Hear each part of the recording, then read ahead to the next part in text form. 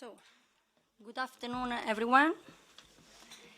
Thank you for coming. I'm Alice Razzioli, Head of European Affairs at Confartigianato, the Italian organization representing a small and medium-sized enterprise.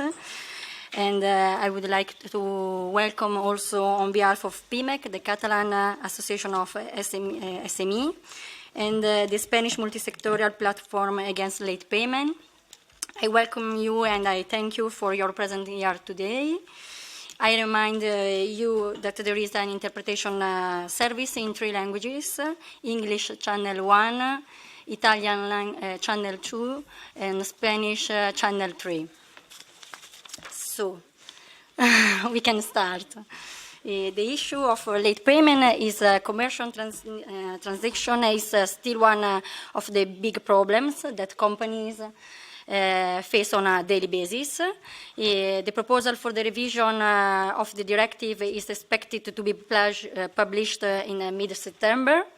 Today's event aims to highlight once again how the late payment between companies and public administration are among the main reasons for the failure of 1/4 of our companies. Today's speaker will help us to understand what the situation is like in their countries and in some key sector of the economy, as well as what are the critical issues and circumvention of the rules that are most widespread among public administration, and especially large companies to determine of micro and SME. But they will also talk about the possible solution that could be implemented to guarantee certain payment times. So now let me take advantage of the interpretation services, and which I thank you, and to switch in Italian and immediately open our conference with the greetings to the European Economic Social Committee, which is hosting our event. Quindi darò la parola a Mira Maria Danisman, consigliere del gruppo 1 del Comitato Economico e Sociale e rappresentante dell'Associazione Finlandese, ma soprattutto neoeletta portavoce delle piccole e medie imprese all'interno del Comitato Economico. Grazie Mira Maria, a te la parola. Which mic to choose? I'm happy I have one open now here. Good afternoon, everyone, and very warm welcome from my part, also to all the participants in the room and also online. We have a lot of good program today, and also very interesting panelists, and also we have indeed quite some issues to debate today regarding the late payments. I am the spokesperson for the MSME category also in this committee, and this is a category where we are focusing on the issues that are concerning our micro, small and medium-sized enterprises, also family businesses, crafts. And late payments is one of those issues that is, of course, very important to our category as well. For those who are not very well aware or familiar with the committee and this house where we are sitting today, we are indeed the organized European civil society. So we are representing here businesses, workers, and other civil society organizations like consumers, farmers, youth organizations, and we give our advice to the European legislation from the perspective of these civil society groups. And we have a strong presence of business and especially SME organizations also here in this house, to whom this topic of today is extremely important. And before I'm giving the floor to our excellent speakers and guests today, I would like to express my sincere thank you and appreciation for the organizers of this event, Confartigianato Imprese, then we have Pimec, we have PMCM, and also a big thanks to of course, the secretariat of Group 1, the employers group that is organizing this event in cooperation with our partners here today. And also, of course, a big thanks always to the translators who do an amazing job to communicate our message from one to another. As we can already see from the line of speakers today and also the guests in the House, late payments is an issue that is indeed touching all the EU countries and the small enterprises that are operating in our member states. And it's a negative spiral in a way that causes snowball effects in supply chains. And I think it is now the high time to discuss what's the best way to tackle these issues that late payments bring. And I think this is the perfect timing also to discuss this topic in this House because the revision of the late payment directive is indeed in the hands of the Commission at the moment. And we will be hearing also from the Commission today what they are intending to do with this piece of legislation.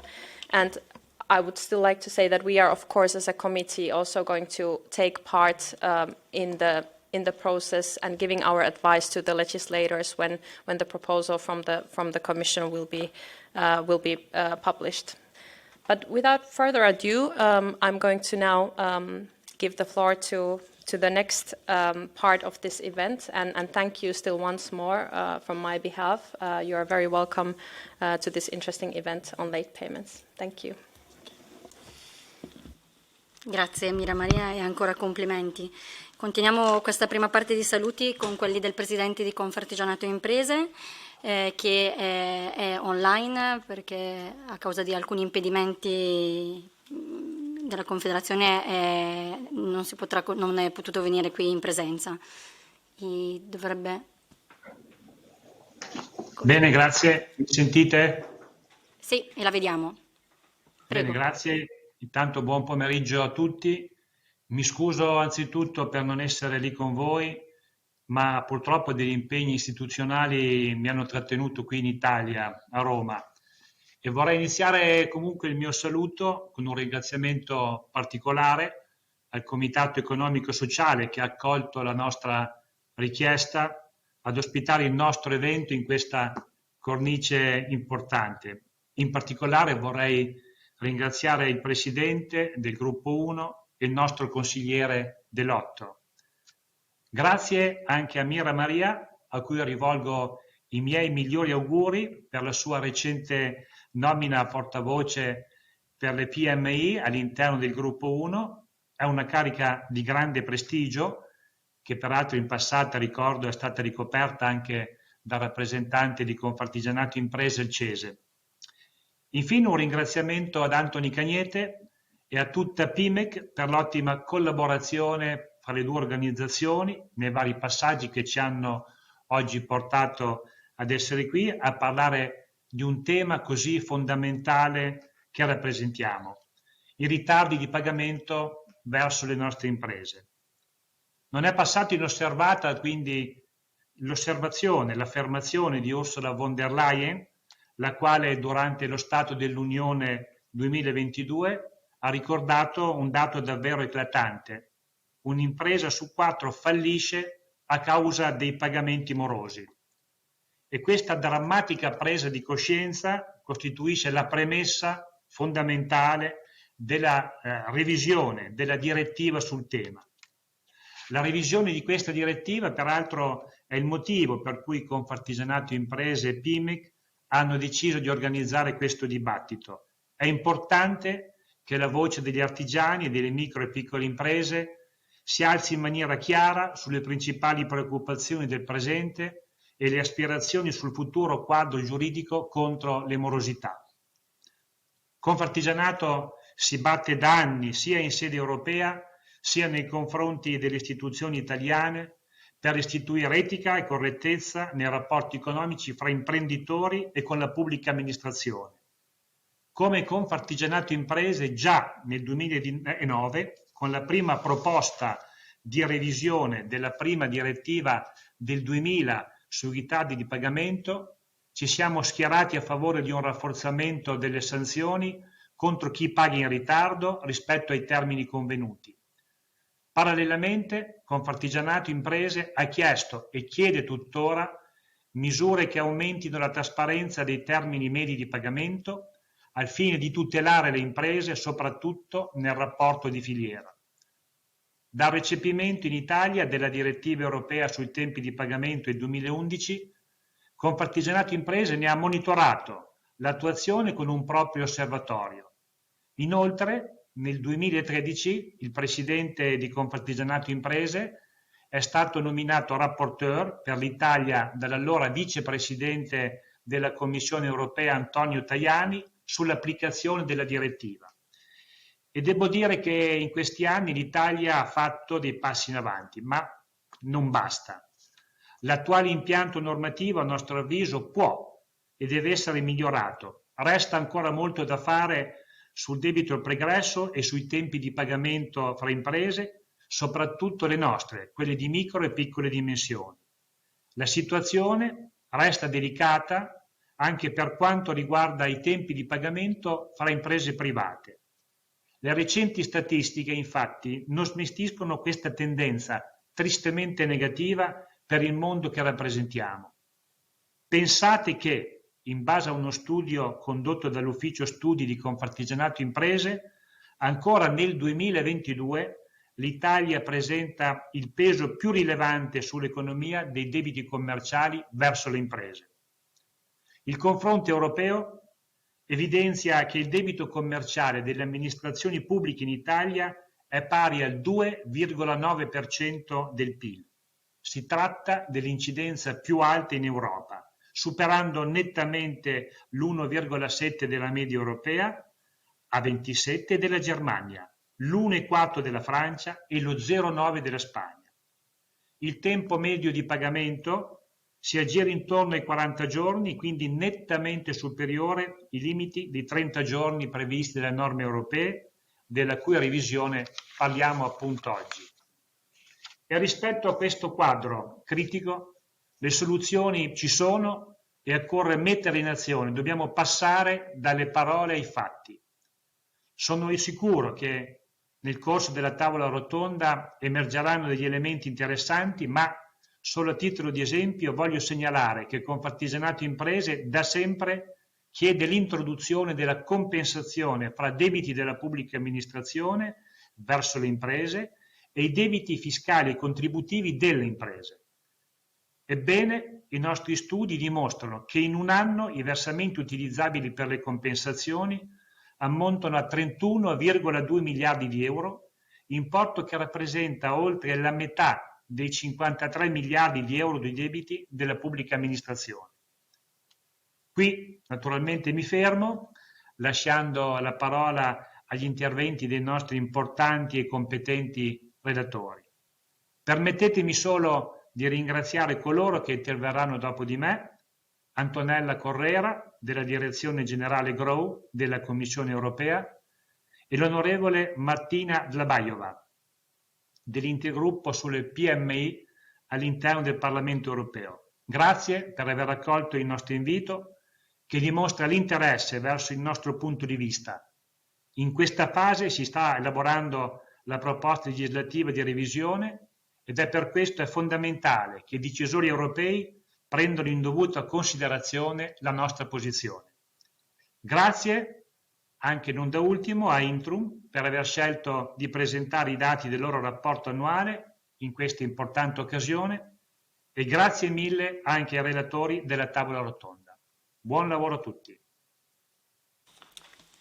Grazie Presidente Granelli per le sue riflessioni e per i suoi spunti. Come vedete il tema dei ritardi di pagamento in Italia è e resta una priorità, ma lo vedremo sicuramente in maniera più approfondita nella tavola rotonda.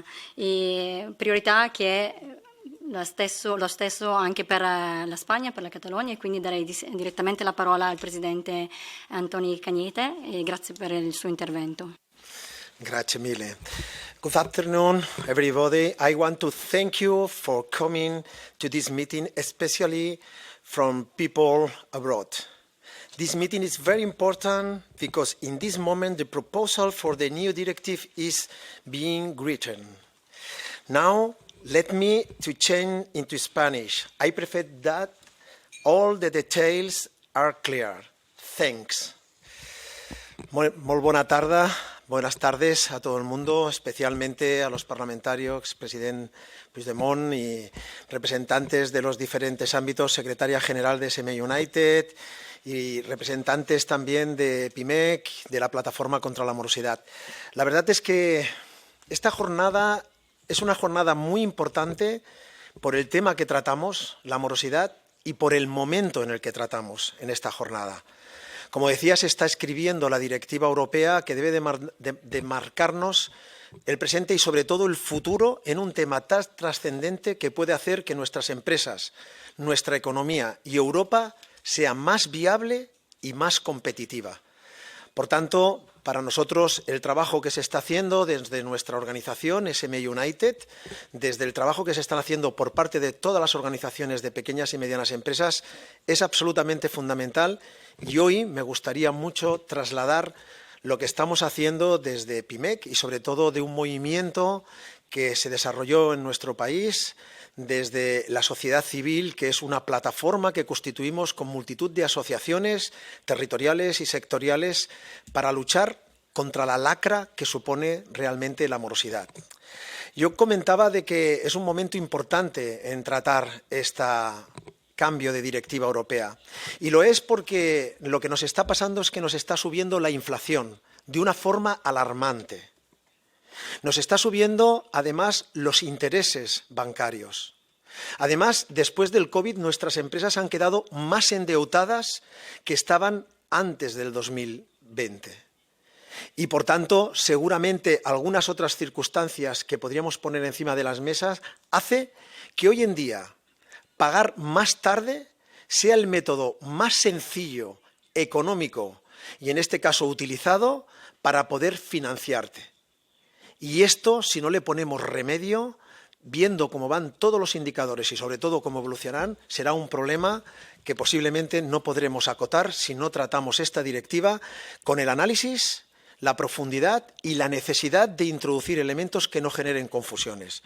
Por tanto, yo creo que es absolutamente trascendental que en esta directiva no dejemos ninguna fisura en la que se nos puedan colar decisiones o interpretaciones que puedan hacer que pase lo mismo que ha pasado con las directivas anteriores. Y, por tanto, no podemos abocar a la economía, a nuestras empresas y, sobre todo, a nuestras pequeñas y medianas empresas y autónomos a la selva de la interpretación, de la consideración o de la ambigüedad. Por tanto, estamos delante de una situación donde la historia ya nos enseña que si tenemos posiciones de dominio y tenemos ambigüedades en esta ley, vamos a estar delante de situaciones que nos van a generar unos problemas estructurales. De aquí creo que debemos de celebrar que la presidenta de la Comisión Europea, en su discurso de la Unión, después de toda una serie de situaciones que se han producido en todos los países de la Unión, pero sobre todo en los países del sur de Europa como España, ha puesto encima de la mesa este cambio legislativo, vuelvo a decir, creo, muy bien. No querría de alguna forma alargarme porque voy a tener una intervención en la mesa redonda y creo que voy a dar los datos suficientes como para poder poner encima de la mesa esa necesidad de que las posiciones de dominio, las ambigüedades, deben de quedar resueltas en esta propuesta que haga la Comisión Europea de la ley de la Directiva de morosidad. Muchas gracias. Muchas gracias, Presidente Cañete. Entriamo quindi nel vivo della discussione. Come anticipato prima, l'obiettivo di questo evento è proprio quello di dare alcuni spunti in vista della pubblicazione della proposta di revisione della direttiva. Negli ultimi 10 anni le istituzioni europee hanno lavorato molto per monitorare l'attuazione della direttiva in corso e questo monitoraggio ha portato in alcuni casi anche all'apertura di alcune procedure di infrazione, il caso dell'Italia piuttosto che quello della Spagna, del Belgio Belgio o della Grecia. Ecco, ora darei la parola ad Antonella Correra, Police Officer della DG Grow, che da sempre segue il tema e che è l'esperta in assoluto di questo tema e che sicuramente potrà darci qualche spunto, probabilmente non tutte le informazioni che vorremmo, qualche spoiler sulla revisione. Grazie. Buonasera, good afternoon everybody. Grazie Alice, thank you very much. I would like also to thank Mira for Anthony, Confartigianato for the invitation today. It's really an honor and a pleasure to be here today. I will be a messenger because, as you said, the directive is being written, so I'm really all ears to listen to what will come from this debate today, but I think with Confartigianato and with Pimec we have a long-standing cooperation, and also with Intrum you have been very excellent friends in this journey to arrive at this moment. When I joined the unit 8 years ago, the SME unit here 8 years ago, this directive was almost being forgotten. So I think that we have done all together here, also I can see SME United, we have done all together a great effort to, Anthony, as you were saying, to bring this issue on the table of President von der Leyen. And I can tell you that she really meant the words that she said at the SOTU event in September last year, and I can tell you that it's a record time if we manage to have this proposal adopted in September. This is something that doesn't happen always according to Commission time, so this shows the impetus and the interest that she has put on this proposal. So I think it was mentioned history a little bit, and I think in keeping in line with the theme of today, so recent programs and way forward, I'd like you to take briefly to exactly 13 years ago, September of 2010, when the first reading, the Parliament had reached the first reading agreement in the proposal of the current directive. I think it's useful to understand where we came from.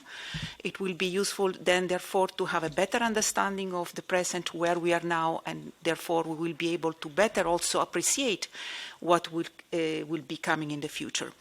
10 years ago, the members of the European Parliament welcomed the adoption of the first reading with the following statement I would like to read to you. We have now stricter rules. As a matter of principle, invoices must be paid within 30 days with few exceptions, and this must be justified. Enterprises now have freedom of contract, but only within 60 days. Payments of more than 60 days must not be allowed, except only in those specific circumstances that have been expressly agreed by the creditor, and should never pose a disadvantage to the creditor. Debtors with a strong market presence will no longer be able to impose unfair payment terms on SMEs, and this is a very good thing for the internal market. So, 13 years later, today, has the Late Payment Directive fulfilled these objectives? I would say that the picture is grey. It's certainly whiter when it comes to payments from the public sector to businesses, although very much needs to be done. But bear in mind that when the directive was adopted, the average payment period in Italy was 250 days. We have brought it down, thanks to the directive, to more or less 70 days. We have analyzed that thanks to the Late Payment Directive, the number of exit rates, so insolvencies and bankruptcies, has significantly been reduced, especially for those companies that have a direct businesses with the public administration, and also employment has been increased. But more needs to be done in payments from the public sector. I just like to mention that, for example, it's unacceptable that in Slovakia we still have the average payment period from public hospital to businesses of more than 200 days. in Belgium, the public sector is holding up more than 10 billion euros of unpaid invoices. This represents 2% of the Belgian GDP, or 20,000 jobs. So if the Belgian public sector would pay its invoices of time, could pay for additional 20,000 more jobs could be paid. Only in April this year, the Commission put forward 8 decisions on infringement procedures, either stepping up existing infringements or opening new infringements. 2 new member states have been taken to court because of violation of the Late Payment Directive. But when it comes to payment between businesses, I am regretful to say that the picture is unfortunately darker. So the expectations that the members of the European Parliament, which legitimately had the adoption of the first reading 10 to 13 years ago, unfortunately have not all fulfilled. And on this, I would like to dispel some myths. One myth says that late payment is only a problem of certain member states, of the southern member states, let's be clear. That the late payment is not a problem everywhere in Europe. Unfortunately not. Whereas late payment might not be the same across EU member states, it is a problem for all EU member states. And without spoiling the figures that Intrum will give you later today, I just can tell you that the second member state in the EU where it takes longer to pay in business-to-business transactions is Denmark, with 61 days, followed closest by Belgium, Czech Republic, Finland, 58 days. Poland and France, 56 days, not exactly southern member states, aren't they? So these are all figures that were well above the EU average. In Denmark, the average payment duration, as I said, is 61 days, up from 45 days in 2021. It takes 70 days on average for a small SME in Denmark to chase the debtors and get paid. In Sweden, late payment is the main cause of liquidity problems for businesses, 1 out of 3. In Ireland, SMEs have written off between 10% and 25% of their turnover due to late payments. Not exactly southern member states. But yes, there are of course southern member states. In Portugal, less than 20% of payments in business, only 20% of payments in business-to-business transactions are on time.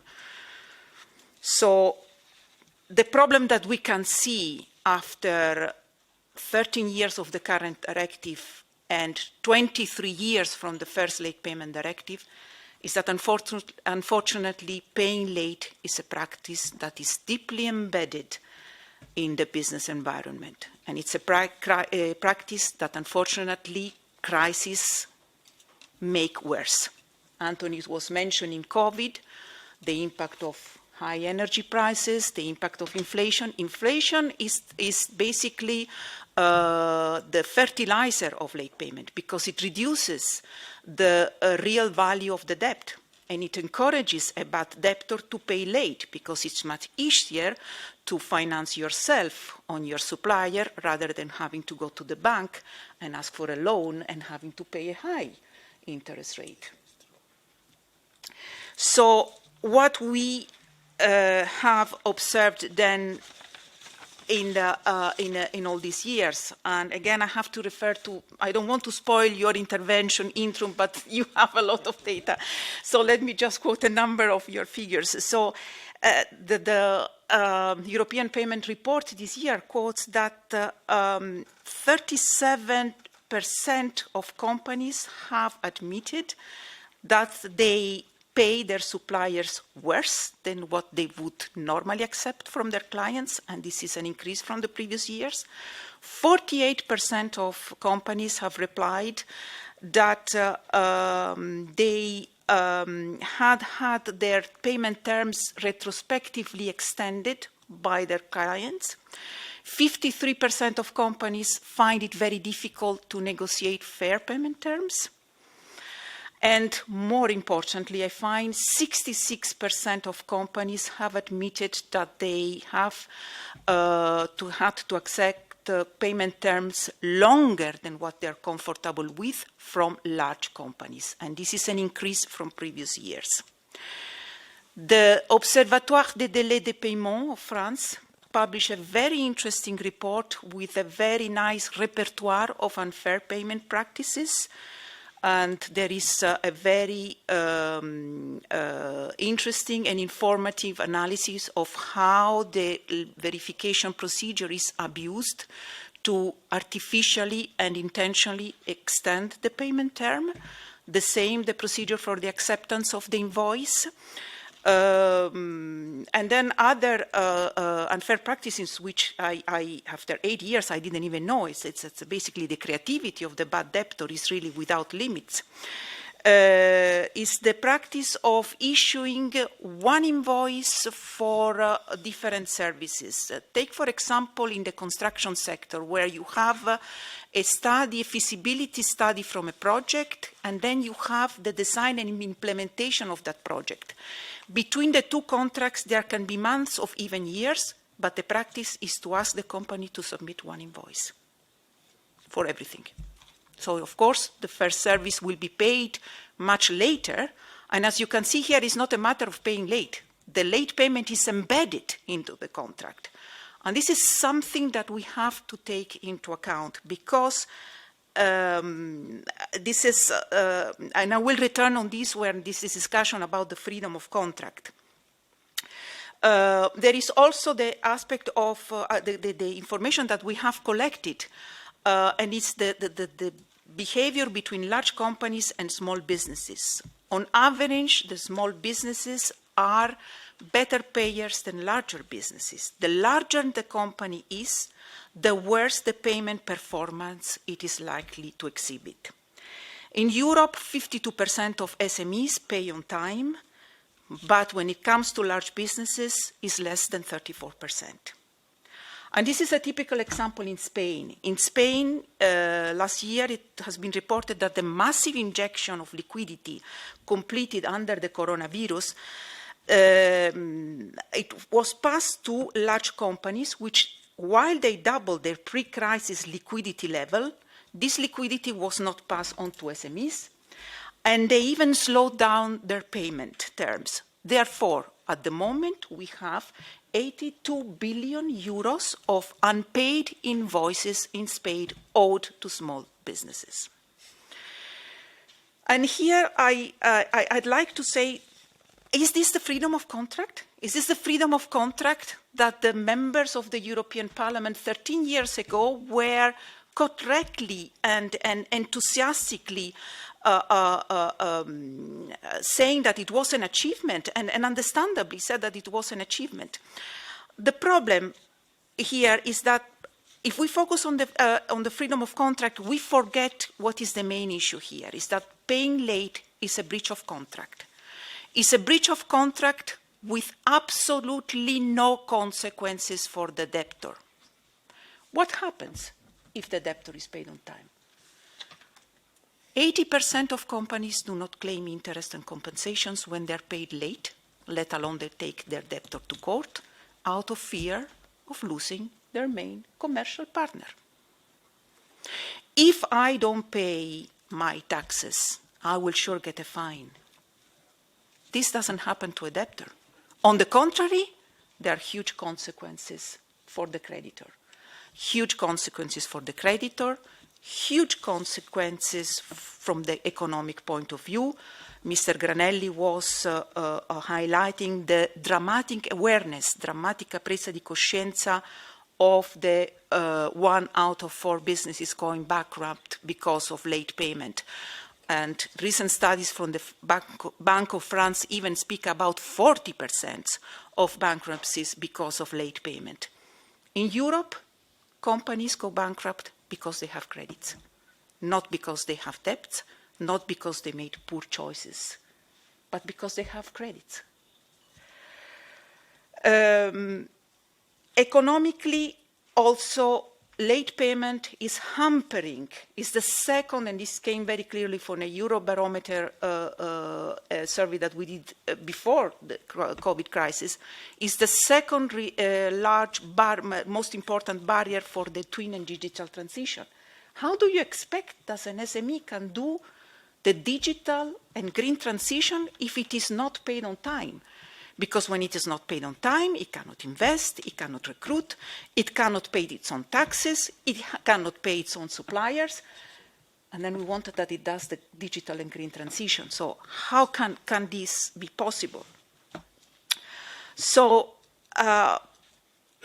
the problem is that freedom of contract, I agree, it's a pillar of our economic model and has to remain like that. And the revision of the late payment directive in no way is a menace to the freedom of contract. I would submit that actually it will make this freedom of contract real, because we will be giving to SMEs the power and the possibility to say no when payment terms are unfair, to take action when these payment terms negotiated are not respected, and to be able to claim interest and compensations when these are not paid. So in a way, this revision, and I will return to it, will be a way to make this freedom of contract real and effective.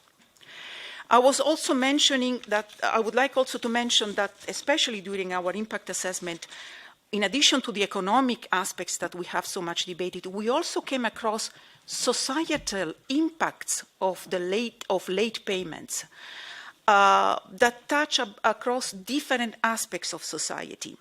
We could even draw an A to Z of these impacts. I would start with A, anxiety, C, competition, lack of competition, C, corruption, C, like lack of confidence, C, like lack of choice, C, like lack of continuity, C, problems to community, D, damaged reputation, E, lack of entrepreneurship, I, like inability, Q, like lack of quality, and W, well-being. I will address quickly all of them. In the UK, late payments negatively a survey has indicated that late payment affects the well-being of entrepreneurs. In a survey carried out in 2020, entrepreneurs declared that late payment leads to anxiety, stress, and panic attacks in 80% of cases, making running the businesses less enjoyable and undermining the confidence of an entrepreneur. In South Africa in 2020, a research commissioned by the government indicated that late payment has negative implications for 99% of respondents. The most serious concern was inability for small business owners to support their own families. For example, paying school fees or provide food.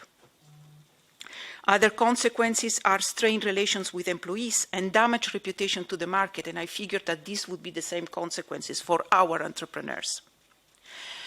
During our call for evidence, we have plenty of evidence whereby it became very clear that late payment affects the quality, the choice, and the continuity of the provision of essential goods and, that are vital for our communities. For example, late payments affect the provision of public and collective transport, the provision of medicines and medical devices, information, communication, media and translation services, which are vital for living and working in the single market. Late payments affect the survival of social cooperatives, which are the ones that provide cultural goods, education, environmental services, and are the ones that also mostly deal with the integration of disabled people and marginalized people in the society. As you can see, we are touching all aspects of our lives, not only the economic aspects. It was an eye-opener, I think, for us, this call for evidence. Other aspects, a few years ago, the Italian anti-corruption agency, ANAC, had identified that late payment is basically is the fertilizer of corruption, because it leads to opaque practices. The late payment of the public administration leads to opaque practices by the public authorities, and also to unlawful and illicit practices by entrepreneurs who have to factor in the late payment and have to protect themselves against the late payment. And it is most unfortunately because it's also late payment. It curtails competition because, as we found out, late payment is the main cause preventing SMEs from taking part in public procurement, in public tenders. Another myth that I would like to debunk is that if we were to make our provisions on late payment more stringent, we would be hampering international competitiveness. The problem is that late payments is a worldwide problem. It's an ubiquitous problem. In 2017, 10% of the invoices issued in commercial transactions around the world that were not paid or written off was costing the global economy more than 1 trillion euros every year. Other jurisdictions, like for example Australia, the US, the UK, New Zealand, Japan, have also their own legislation on late payments, and they are rather stringent, I would submit. And they have their problems too. For example, in Australia, every year late payments eats away at least 19 billion of Australian dollars from Australian SMEs. Late payment is responsible for 90% of bankruptcies of Australian SMEs. In the UK, in 2021, 50% of invoices issued by small businesses were paid late, costing SMEs more than £600 million every year. In the United States, on average, every SME is owed at least $300,000. And it costs every American SME at least 14 hours every week to chase debtors. In India, the legislation on SME is from 2006, and it foresees fines and even imprisonment for paying late suppliers. And the public authorities are obliged to pay their suppliers within 10 days. We have been approached by the New Zealand and Australian authorities because they think that our late payment directive is a model, and they are very much inspired by this model. So despite its imperfection, it's still a model for other legislation. And in international transactions anyway, I mean, there are ways, the market is very much aware of the problem of late payment, that the most common way of paying in international commerce is through payment in advance.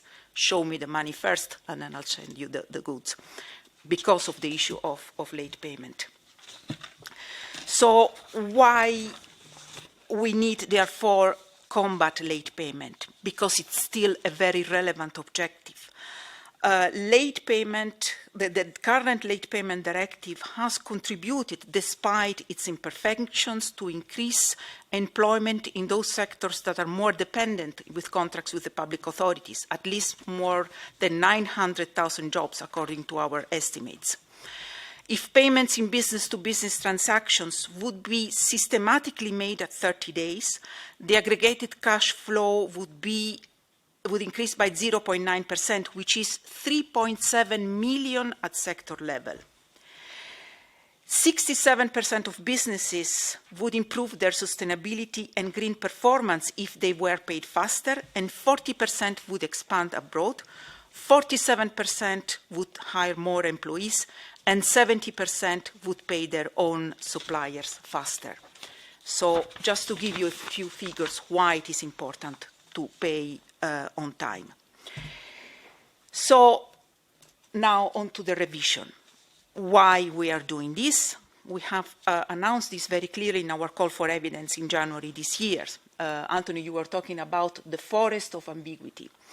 And this is true, because the current directive has showed that in the practice has ambiguous provision concerning the grossly unfair concept, regarding the deadlines, the unfair practices, and the deadlines for the procedures of acceptance and verification. The application of the flat fee compensation for commercial transaction, it took a Court of Justice decision to make it clear that this applies to each individual invoice and not for contracts. The asymmetry of rules for payments between public sectors and between businesses, the lack of a maximum payment term in commercial transactions between businesses, the lack of monitoring tool and enforcement tools, and also, importantly, the lack of synergies with public procurement framework. So, as we are writing the directive, what are the key objectives, the key pillars of this revision? Is to prevent late payments, but not only prevent late payments when they materialize. It's, as I was saying, the example before, prevent all those situations whereby the late payment is embedded in the contract. So prevent unfairly negotiated payment terms. And this also, in addition, providing SMEs with the necessary tools to be aware of these problems, so therefore providing them with the necessary literacy and financial competence to deal with this issue. Foster timely payments, so putting in place the conditions to ensure that when payment terms have been agreed, that they are respected, that the interests and compensations are paid, and also rules there whereby government authorities should lead by example. And the third pillar is to empower SMEs and ensure more fairness in commercial transactions. So protect SMEs, empower them to take action where they are not paid on time, and take action without fear. So remove the fear of taking action, because most of the problem is the fear factor preventing them to take any sort of action, because they know that I've heard from some SMEs, they say, we know that it's a bad payer, but it's the only customer we have. We'd rather prefer to have bad customers than no customers at all. This is not a sustainable premises for competitiveness of our sector. So we have collected significant evidence for our revision. So we carried out an evaluation in 2015. We carried out a study on the implementation of the Late Payment Directive business to business in 2018. There was the European Parliament resolution in 2019, was extremely informative and extremely very clear, because it really lined up all the problems with the current directive. We took into account the opinion of the Fit for Future platform of 2021. There have been 2 studies of the JRC, and then additional studies that we carried out in 2022 on building a responsible payment culture. And of course, very extensive consultation with stakeholders. So I now will stop here. I will also, because I want to hear your opinions and your messages and what are your views to improve this directive. We are really here to make this. I mean, we will only have another 10 years to improve it again. I mean, it's like, you know, this is the alignment of the planets. So we have to take the opportunity that the planets are aligned, and we want to do it right. I learned a very nice Spanish expression, darle caña. So this is what we want to do. So thank you very much for your attention.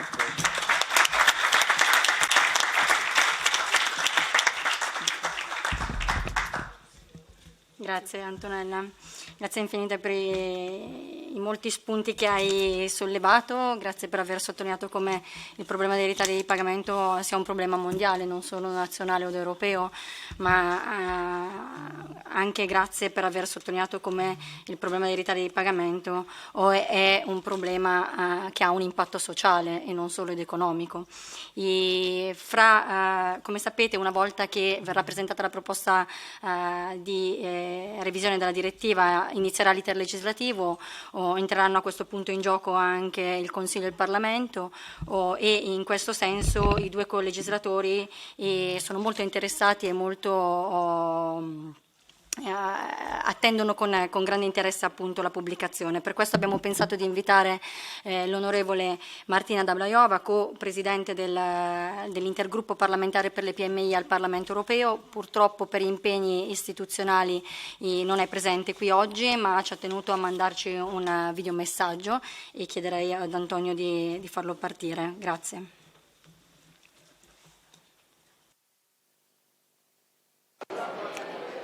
Good morning, everyone. I would like to thank you for giving me the opportunity to speak at this important event. I am really sorry I couldn't be there in person, but I hope this video message will make up for it. Right now, I am standing in the European Parliament in Brussels. Next year, it will be 10 years since I first walked through its doors.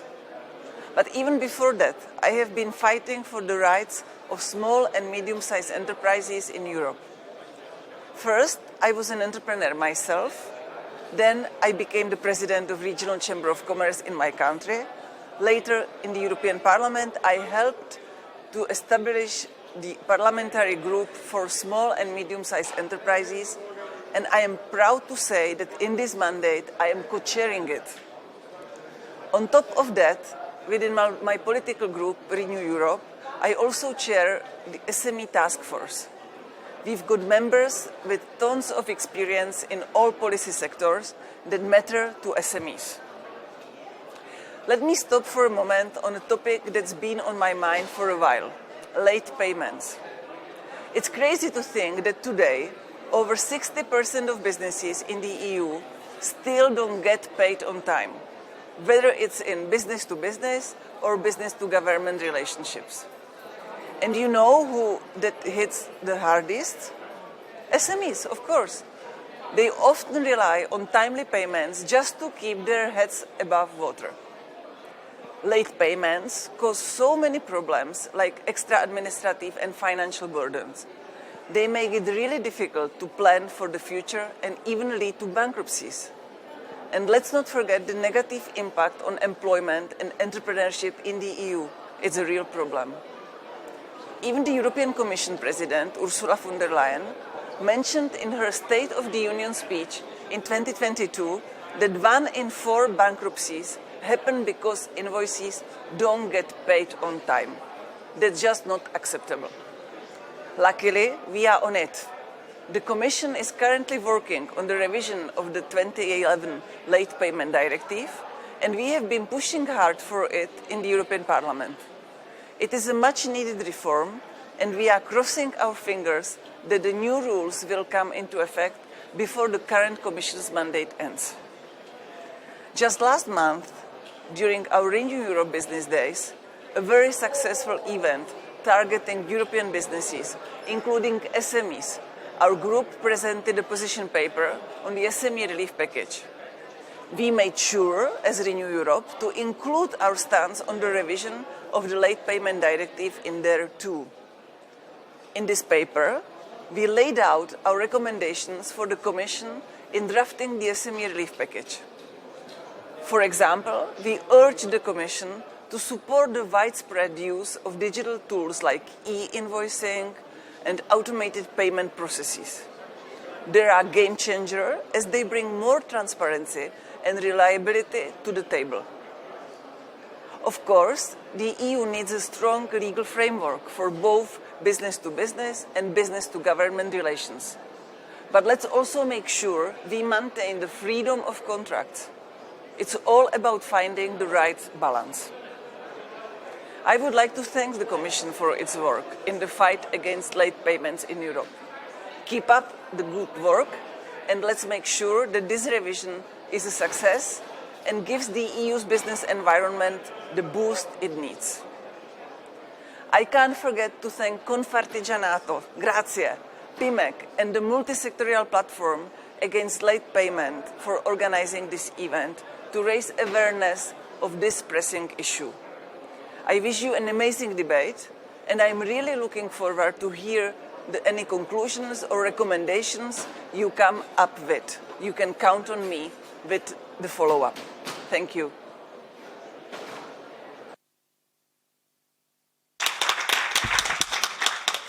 Grazie onorevole Dablayova per questo videomessaggio e per questa testimonianza, che non è solo la testimonianza di un eurodeputato, ma è anche la testimonianza di un'imprenditrice che ha vissuto da vicino e nella realtà quotidiana il tema di cui ci occupiamo oggi. Tra l'altro l'onorevole Dablayova è stata insignita proprio nei giorni scorsi dell'onorificenza di Cavaliere dell'Ordine della Stella d'Italia, quindi la rende ancora più vicina a noi.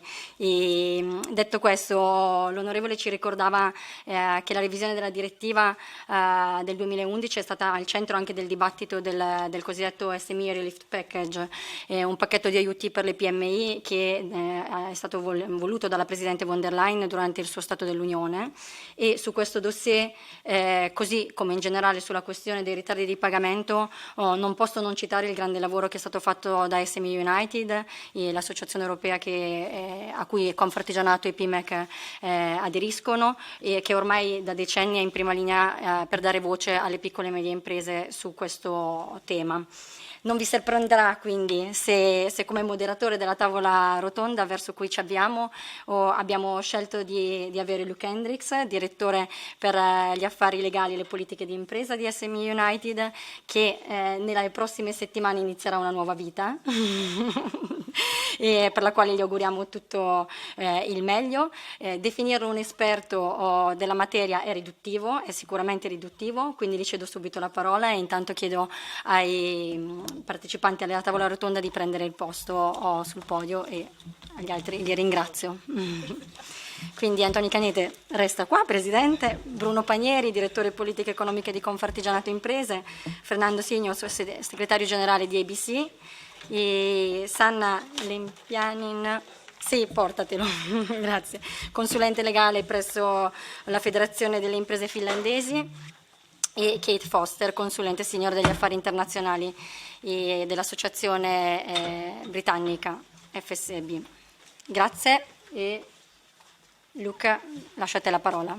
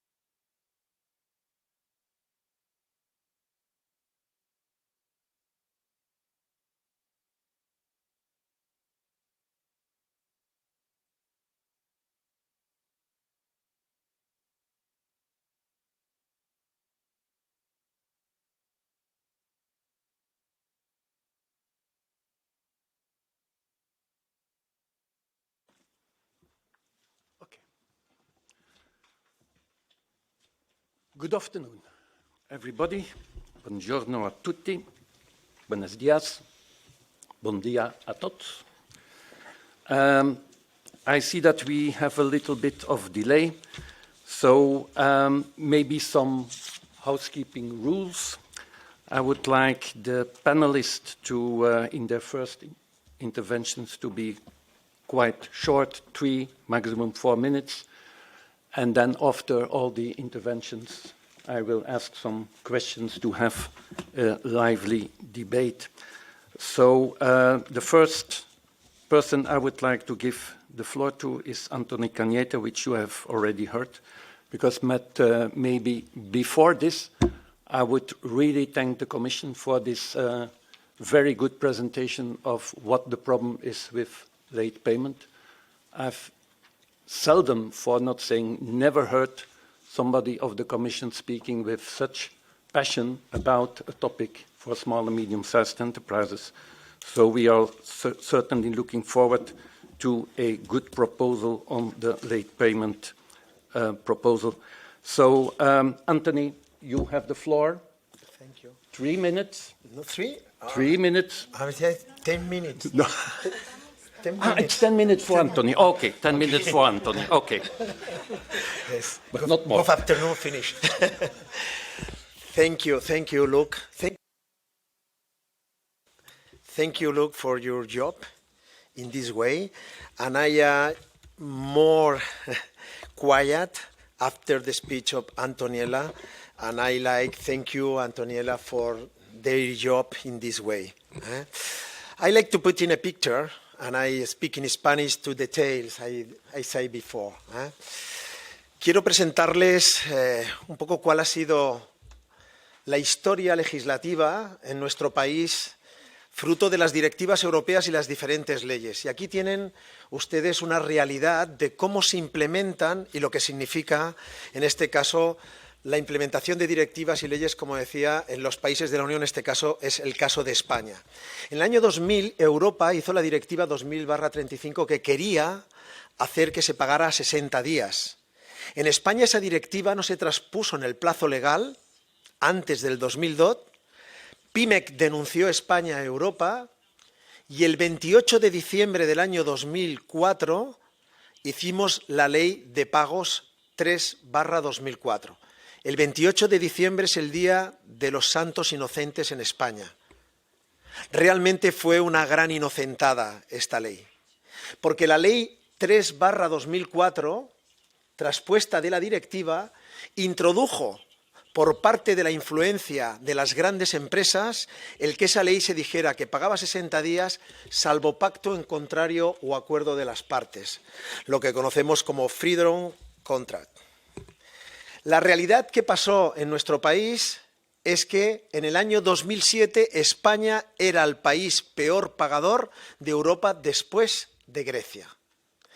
La fotografía que ustedes tienen ahí es la primera concentración de la historia de España delante del Congreso de los Diputados.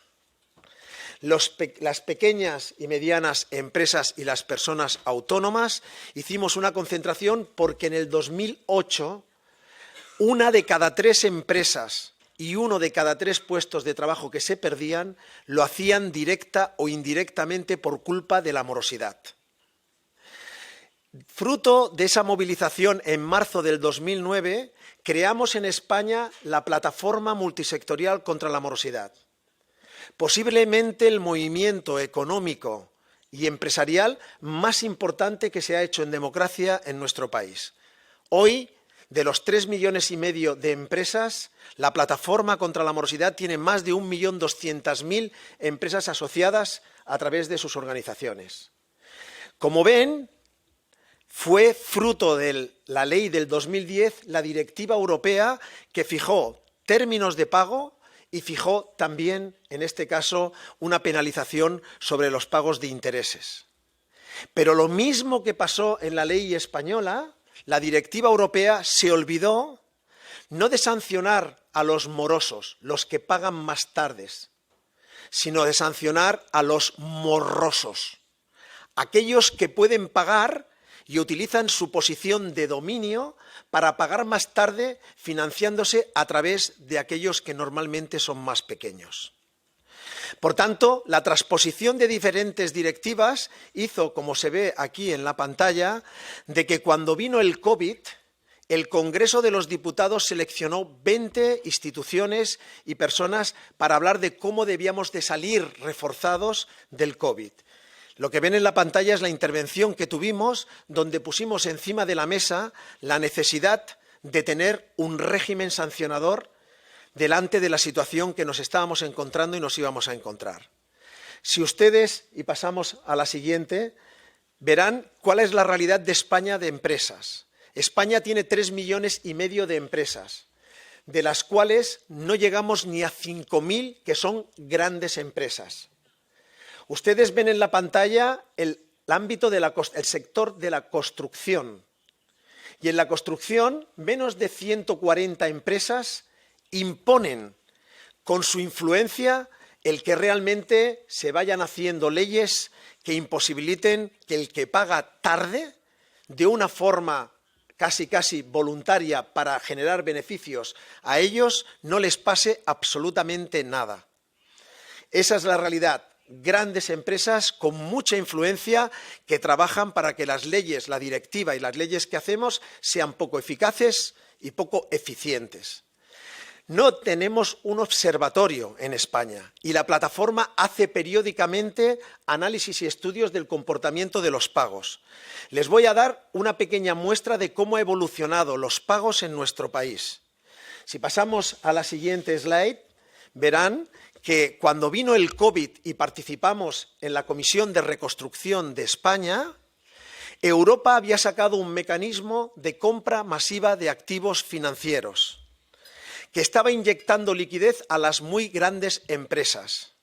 A través de un parlamentario de Europa escribimos a la presidenta Lagarde para decirle que era un mecanismo muy bueno también para las pequeñas y medianas empresas. La señora Lagarde nos contestó con la carta que tienen ustedes en la pantalla, diciéndonos que ese mecanismo ayudaba a través de las grandes empresas a las pequeñas y medianas empresas. Lo que hicieron las grandes empresas con ese mecanismo de inyección de liquidez fue comprarse autocartera sus acciones, no traspasarlas, en este caso, a las acciones comerciales que hacían con las pequeñas y medianas empresas. Fruto de esta situación, nosotros, cuando la señora Lagarde nos dijo que ese mecanismo estaba ayudando a las pymes, nos fuimos al mercado continuo, a la Bolsa de España, y sacamos la siguiente gráfica. Si pasamos. Esta gráfica creo que es muy importante para que ustedes entiendan la realidad. Estos son los datos que están estimados sobre los datos reales que dan las empresas en la Bolsa Española. El año 2019, las empresas cotizadas de España tenían una liquidez del 15%. Cobraban a 63 días y pagaban, como muestra aquí en la pantalla, a 186. Más de 3 veces lo que dice la Directiva Europea. Las empresas, en este caso del IBEX, que son las que tienen ustedes también en la pantalla, cobraban a 59 días, cobraban por debajo de lo que dice Europa y pagaban a 176 días, prácticamente 3 veces lo que dice la Directiva Europea. Cuando se crea en el 2020 el mecanismo de inyección de liquidez y pasan del 15 al 30% y la presidenta del Banco de Europa dice que eso va a beneficiar a las pymes, nosotros tomamos los datos y las empresas cotizadas pasan a 66 días, prácticamente lo que dice la Directiva Europea, pero en vez de reducir los datos de pago, los plazos de pago, lo que tenemos es que aumentan, como se ven aquí, los plazos de pago por encima de lo que le aumentan los de cobro. Pero esa no es la sorpresa. La sorpresa es que tienen ustedes abajo un dato que es que las empresas cotizadas de la bolsa tienen facturas por encima de lo que dice la ley europea y lo que dice la ley española por un valor de 88.462 millones de euros. Repito, 88.000 millones de euros, más de lo que recibirá España por los fondos Next Generation.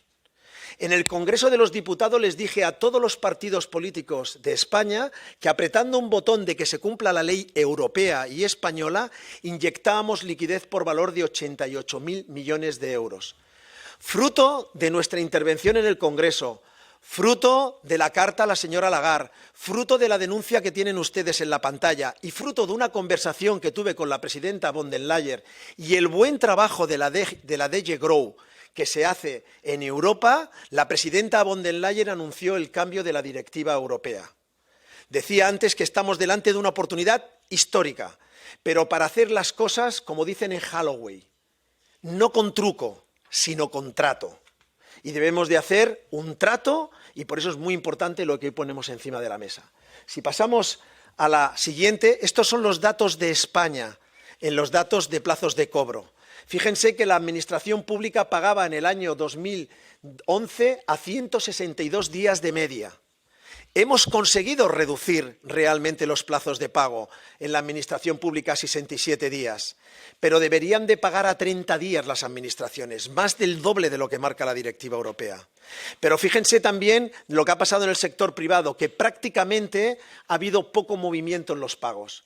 Pero el problema es que cuando vemos la media puede parecer que pagan más o menos bien, pero pasa lo de la estadística. Si algunos de ustedes se comen un pollo y yo no me como ningún pollo, la media da que me estoy comiendo medio pollo y acabo muriéndome. Es lo que pasa en la estadística de las empresas que ahora explicaré. Y un dato para pensar en Europa y cuando tomemos decisión con la directiva. Una cosa son los plazos de pago, pero detrás de los plazos de pago están los impagos. Empezamos a tener en España datos de impago como en el 2011, 2012 y 2013, más del 5%, que fue cuando cerrábamos más empresas. Pero cuando le preguntamos a las empresas en esas estadísticas, y pasamos a la siguiente slide, y veremos, le preguntamos ¿quién te paga mal? Y nos dicen que el 55% de sus facturas que cobran mal son de las grandes empresas, el 27% de las pymes y poco más del 18% de las micro. Está claro que la posición de dominio, que no haya control y que realmente haya todos estos intereses, beneficia de una forma absoluta a esa posición de dominio. Pero además les preguntamos si cobran los intereses que dice la Directiva Europea y la ley española, y prácticamente el 80 y algo % no cobran nunca los intereses. Los que cobran son los que lo pueden solicitar a las administraciones. Pero fíjense, y la gráfica que tienen ustedes abajo es determinante.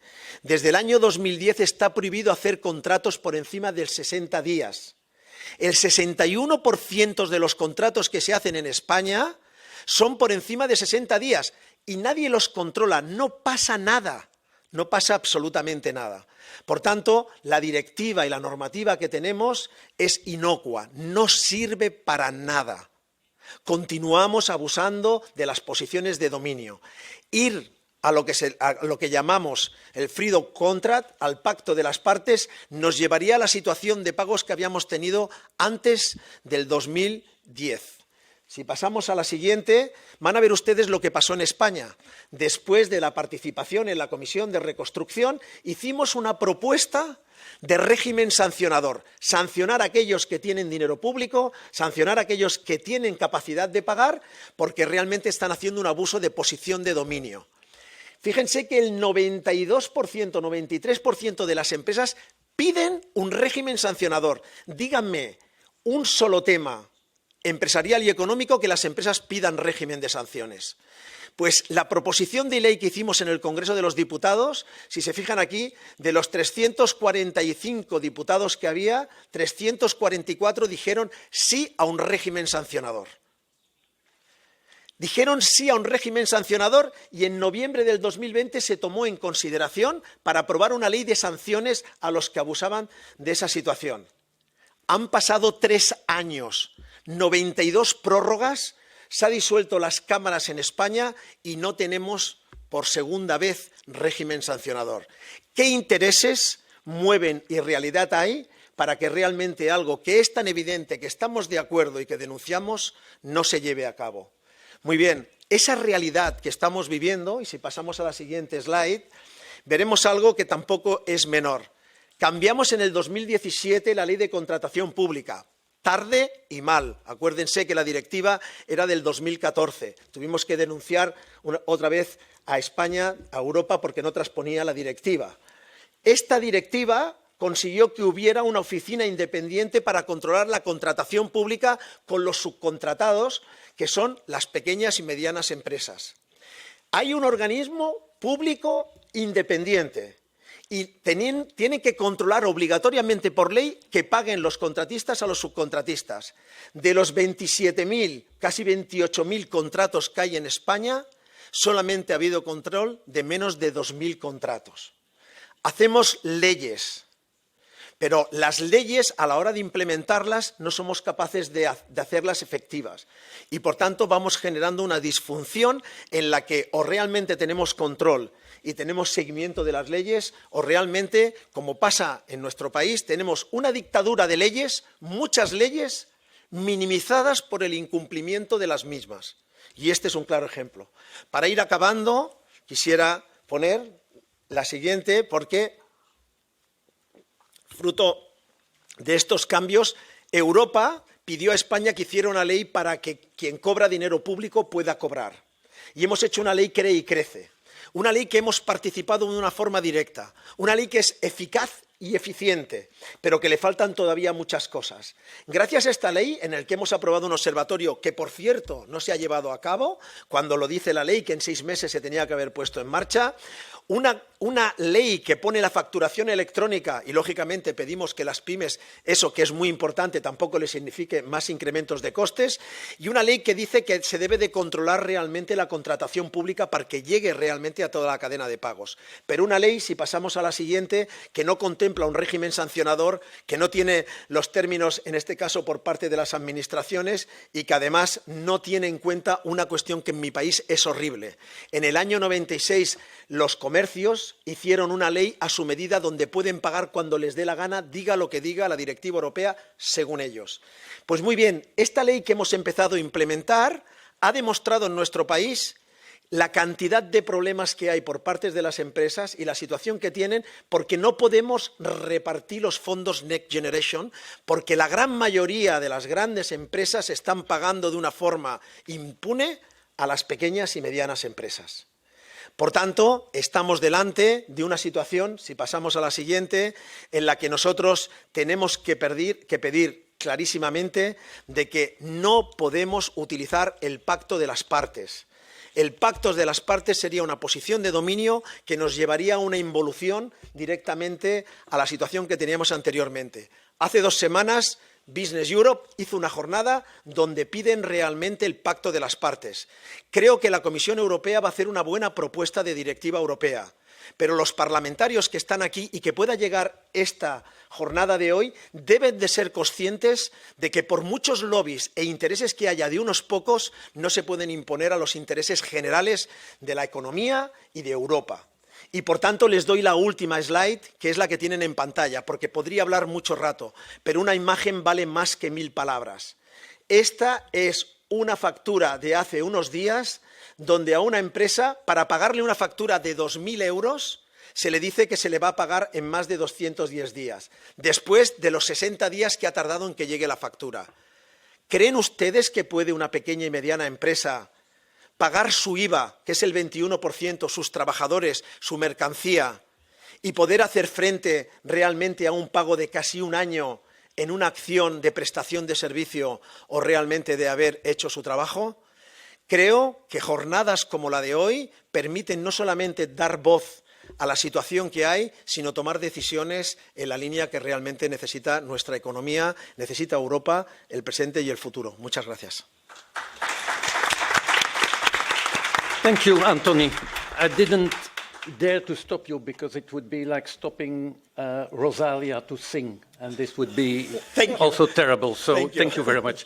I give the floor now to Bruno Palmieri, who is Director Economic Policy at Confartigianato Imprese. Bruno, you have the floor, if possible, 3 minutes.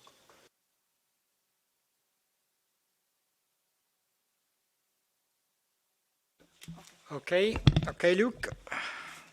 Good afternoon. I also want to thank for the invitation, and I will do my speech in Italian. Grazie, buon pomeriggio a tutti. Cerco di parlare in italiano così ci metto la stessa passione che ci ha messo il collega Cagnete e mi riesce meglio a farlo nella mia lingua. Luke, credo che farò un solo intervento, così ti semplifico il lavoro, 3 minuti, 4 minuti se me li dai, cominciando dal dire che per Confartigianato, per l'Italia, l'azione della Commissione europea, dell'Unione europea sul tema dei termini di pagamento è stato un lavoro molto importante. È stato un lavoro molto importante, veniva ricordato da chi mi ha preceduto tutti i passaggi che sono stati fatti nel tempo e tutti i risultati che sono stati ottenuti, ma io direi che l'aspetto che noi riteniamo più importante di tutti è aver definito, e abbiamo capito che ci sono delle debolezze, ma le direttive ci hanno consentito di definire esattamente il perimetro tra comportamento lecito e comportamento illecito. Sembra una cosa banale, ma affermare in maniera categorica che il termine lecito di pagamento è al massimo di 60 giorni, per paesi che erano abituati ad avere pagamenti, ritardi che arrivavano fino a 400 giorni, è certamente un passo molto importante, un passo in avanti dal quale noi riteniamo non si debba tornare assolutamente indietro. Non lo si deve fare nelle transazioni B2B, quindi tra imprese, a maggior ragione non lo si deve fare nei confronti dei pagamenti della pubblica amministrazione. Credo che il quadro di regole comunitarie abbia riportato un'etica, almeno di riferimento, nelle transazioni commerciali all'interno dell'Unione, e chi parla di limitazioni alla libertà contrattuale probabilmente cerca di nascondere spesso comportamenti che vanno al di là dei comportamenti corretti, al di là della etica nelle relazioni commerciali. Questo purtroppo succede troppo spesso in danno delle micro, piccole e medie imprese. Molto spesso i dati che ci sono stati mostrati lo dimostrano. Ad essere cattivi pagatori non sono i piccoli imprenditori, sono le grandi imprese. Perché sono le grandi imprese? Ma è intuitivo, perché hanno una posizione dominante nel mercato, perché sono in grado di dettare le condizioni e le regole del gioco. Questo non è più accettabile nei termini in cui lo abbiamo fatto fino adesso. Per questo noi riteniamo molto importante l'attività di revisione che verrà fatta dell'attuale direttiva comunitaria, poi dirò alla fine quali sono secondo noi alcune delle proposte di cui bisognerebbe tener conto, ma appunto l'invocazione importante che facciamo è che non sia questa revisione l'occasione per fare un passo indietro, deve essere l'occasione per fare un deciso passo avanti. In primo luogo sulla situazione critica che in alcuni paesi dell'Unione è particolarmente critica. L'Italia sicuramente è uno di questi paesi, però non vi stupirete se vi dico che in questa stessa sala, una decina di anni fa, nel fare un intervento, sono rimasto stupito dalla passione portata dal collega inglese che denunciava il problema dei ritardi di pagamento come uno dei principali problemi delle piccole imprese nel Regno Unito. Gli inglesi non sono più nello spazio europeo, noi abbiamo la fortuna di esserci ancora e abbiamo la fortuna di avere un legislatore europeo che su questo fronte ha fatto molto più di quello che soltanto dopo hanno fatto i legislatori nazionali. E hanno fatto forse poco rispetto al legislatore europeo.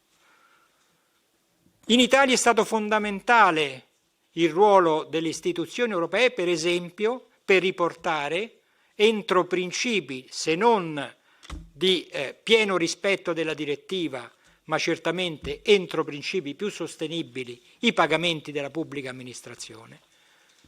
Avevamo veramente una situazione insopportabile, le imprese facevano da banca alla pubblica amministrazione che aveva più di una ragione per ritardare i pagamenti oltre l'anno, con veramente situazioni spesso ai limiti della decenza istituzionale. Ma il problema è anche grave nei rapporti fra imprese.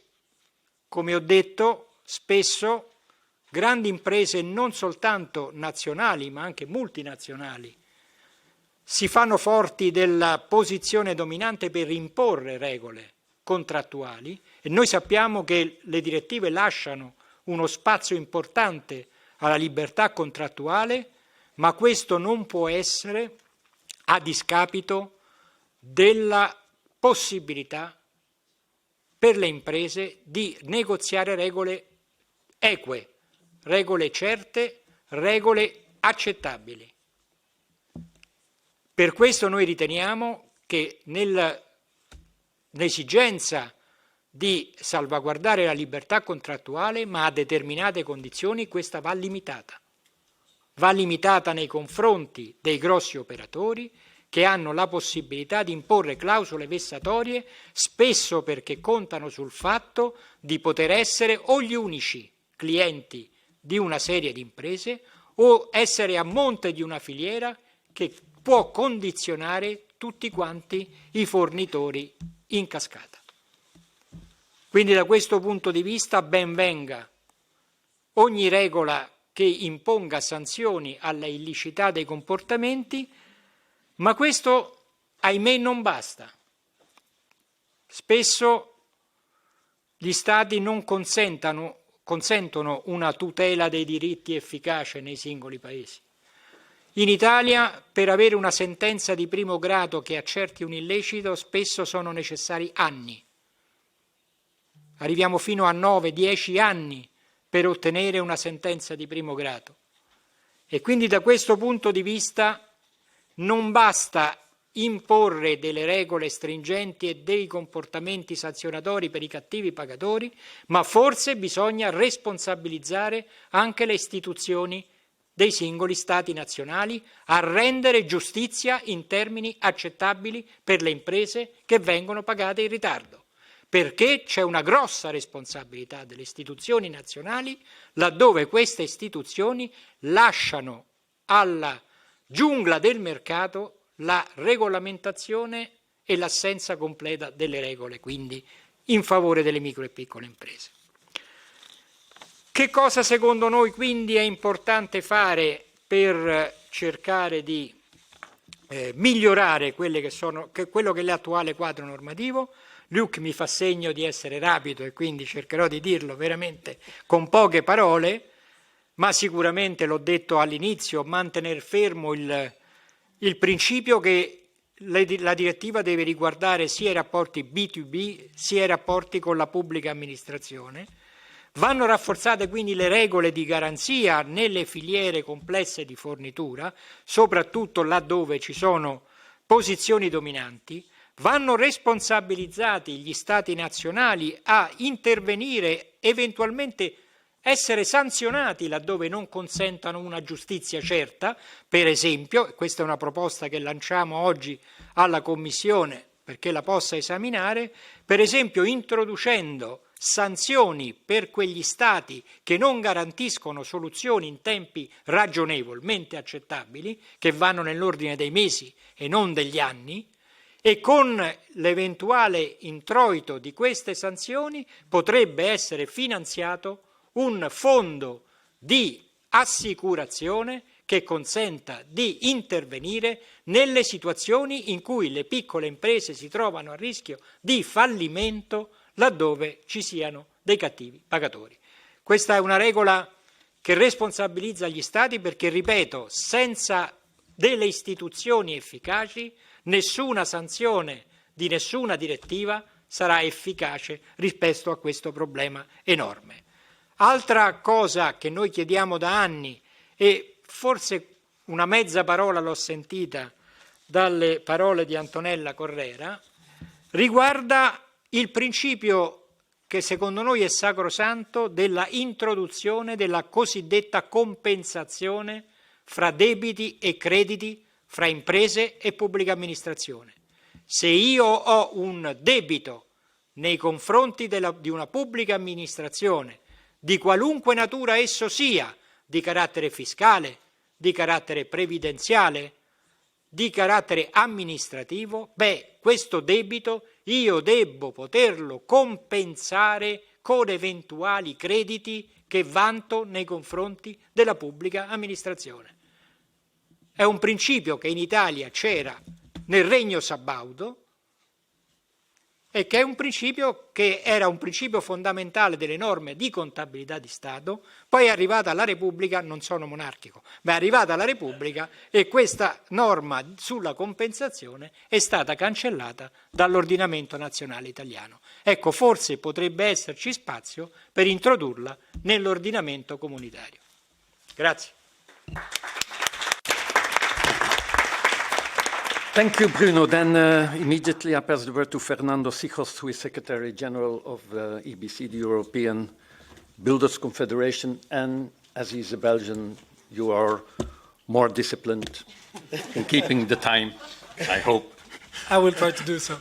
Good afternoon, everyone. Very happy to be here. Very happy to be here surrounded by so many SME representatives and people that are really attentive to what SMEs have to say. A quick word about what EBC is. The EBC is indeed the European organization representing national associations of construction crafts and SMEs. And why a sectorial panelist, you would say, because here we are a bit of a different nature. It is because, and it has been rightfully already addressed by Antonella, construction is very unique and has very unique problems in that sense, late payment being one of those that are affecting our sector greatly. So yes, EBC has been just go back, please, to the previous. EBC has been one of the most vocal sectoral organizations on the topic of late payments. To say so that even, let's say, from the day one where the last directive was accepted, we weren't happy with it. And today, I won't go into many details in my presentation. We are going, let's say, we're asking a lot from the legislators because we really consider that both for B2B and for PA2B, we need a max 30 days for commercial transactions because the situation in construction is very critical. Why construction is such a special animal, let's put it that way. It has been confirmed recently, and the transition pathways for the construction ecosystem, which is, let's say, the roadmap that the Commission intends to put on the table for the evolution of our sector, the 95% of the companies in our sector are micro companies. If you go to the SME definition, we have 99% of SMEs in the construction sector. Then you have also the nature of our works. Construction is a very fragmented network of economic operators. We have very long construction value chain. And sometimes I'm asked, why isn't there one single construction representative, a sectoral organization? It's because of this nature of long construction value chains where you have a lot of subcontractors and often main contractors. In our case, it seems that the European agency, Eurofund, is now conducting a study of representativeness. Our network represents more than 300,000 companies, and most of those are actually subcontractors. So you see, with the nature of companies that we represent, we are actually, let's say, one of the most impacted actors, economic actors, all sectors mixed up, when it regards to late payment. Okay, this is the situation. We have been vocal, but what is the situation now? It has been said many times, the late payment directive doesn't seem to work, but I'm pretty sure you have heard about all the ambition, environmental ambition that is, let's say, touching upon the construction sector. We know that the big plan is to decarbonize the European economy by 2050. The attention on the construction sector has never been so pressuring as over the last 3 to 4 years. So when you know that, because it has been mentioned, inflation has been an issue over the last years for everyone. But in construction, we had a lot of disruptions also in the supply chain of materials and production and products, which is an additional pressure. You add to that the energy pressure that we all felt. You see a lot of pressures, but also at the same time, we see the bar for environmental targets increasing. So we're asking more from construction companies to deliver on the renovation wave, a big cornerstone of the Green Deal, when at the same time they're facing a lot of pressures of the economic nature and energy nature, and even, let's put it that way, of at some point of sanitary nature. So with that, let's say, ambivalence today, construction SMEs are struggling. Our members, what they're saying, yes, we hear that construction, there is a lot of demand. The European Green Deal is interesting for you because you can renovate a lot. Yes, there is a lot of demand, but at the same time, we also have structural challenges, which you might be aware, construction has not the greatest image among the society. We miss people. And why I mention this is because we were talking about the societal challenge that late payment also represents. It's very difficult for a small micro company in construction to invest in people if you're struggling with your liquidity, with your treasury. But at the same time, this is what we're asking you. There is a lot of demand. Please be active. So yes, I won't go further into the details. I think I have many points to raise in the conversation later. But thanks again for the invitation. It's going to be a great panel.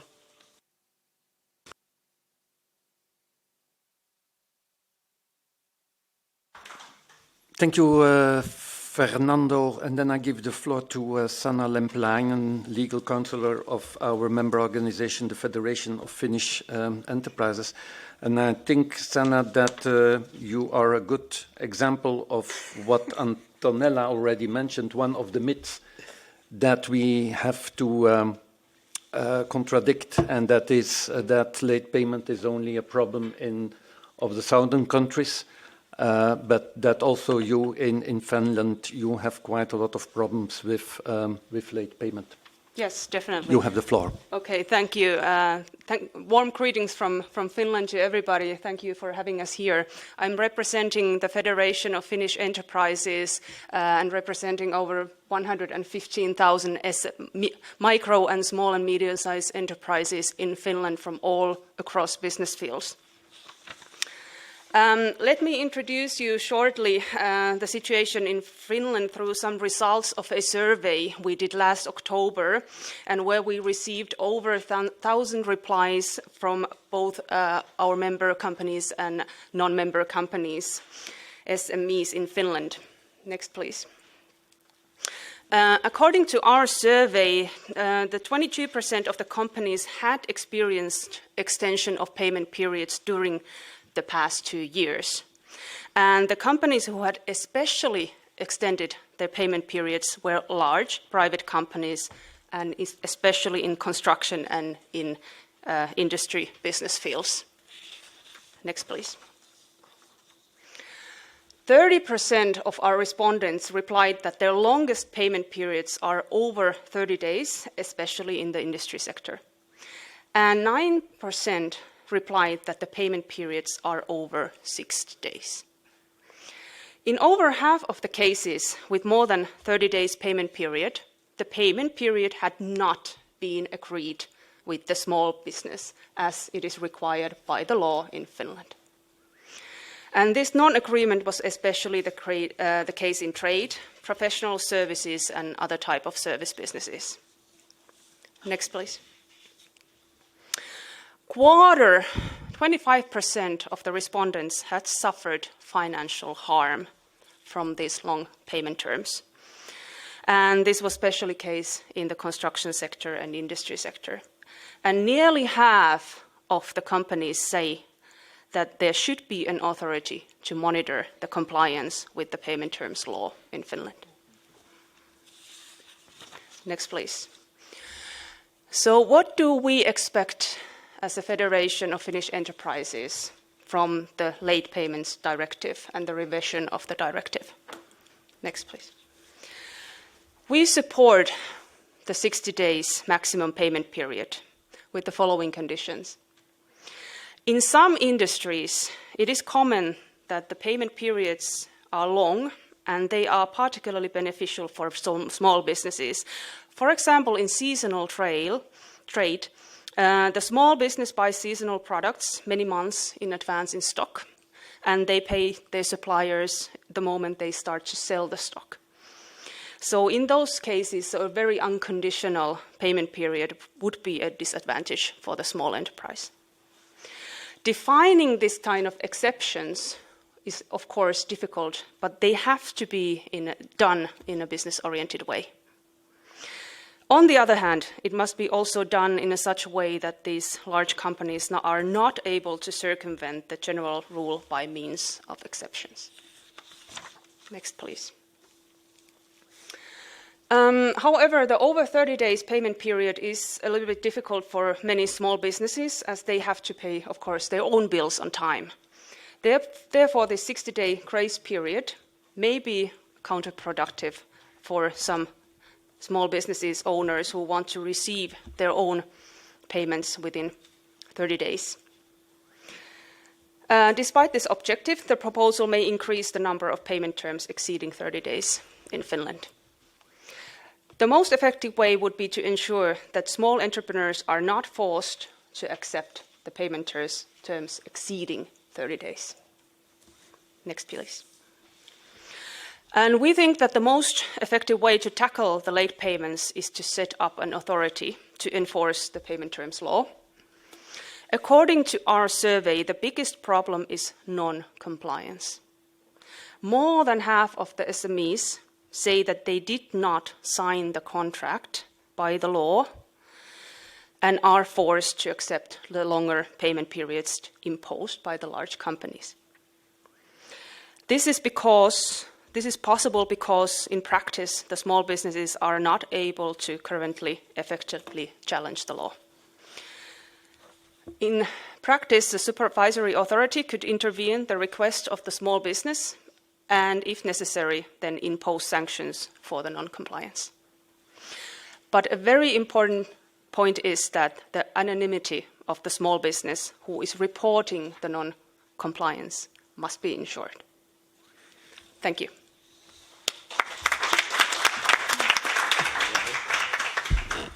Thank you, Sanna. And then last but not least, Kate Foster from our UK member, the Federation of Small Businesses. Kate, you have the floor.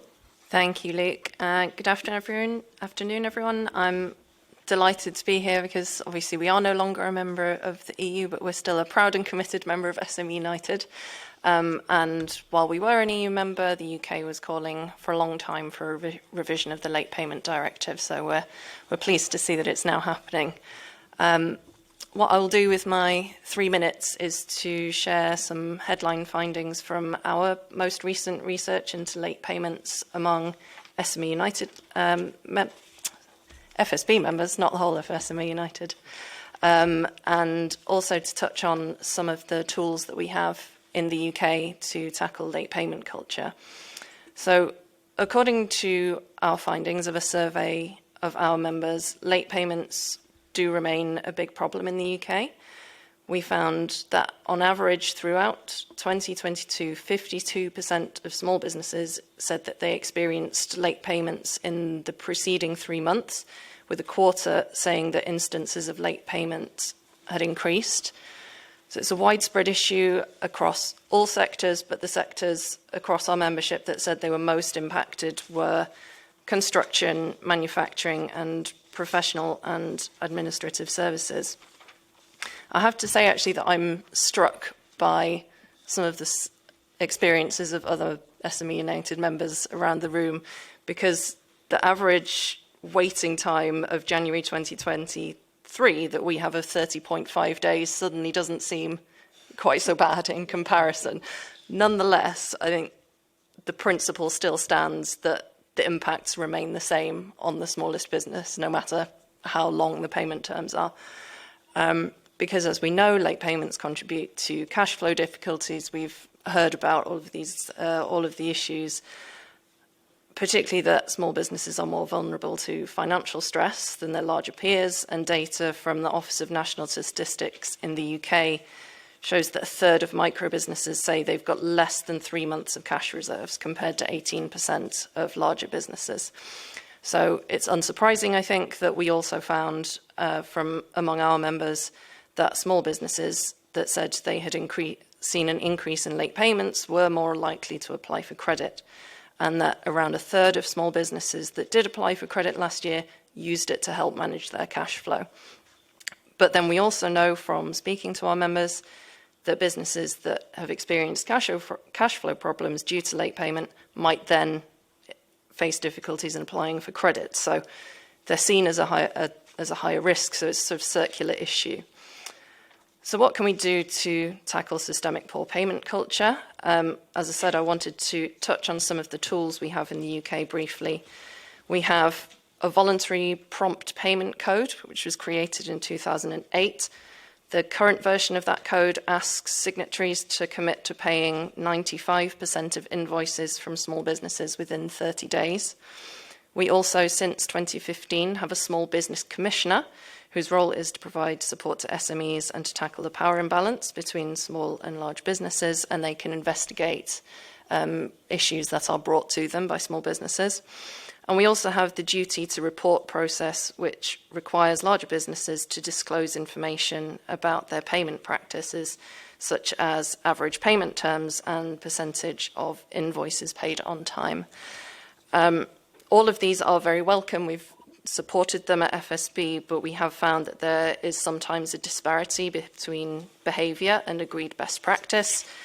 Sometimes businesses have been signed up to the prompt payment code, but publicly available data from duty to report suggests that they might have failed to comply but not been removed from the list. So there are a few things that we'd like to see to improve the UK tools. I'll just close off briefly with a word on the Late Payments Directive. Although obviously we are no longer an EU member, I think for both the UK and the EU, what matters is to see a shift in mindset. We need an ecosystem in which payment speed is seen as a priority at board level. It needs to be an indicator of how well run a business is. There needs to be accountability and transparency, because ultimately it affects more than just the smallest businesses. It affects growth among the whole economy at a time when we need it the most.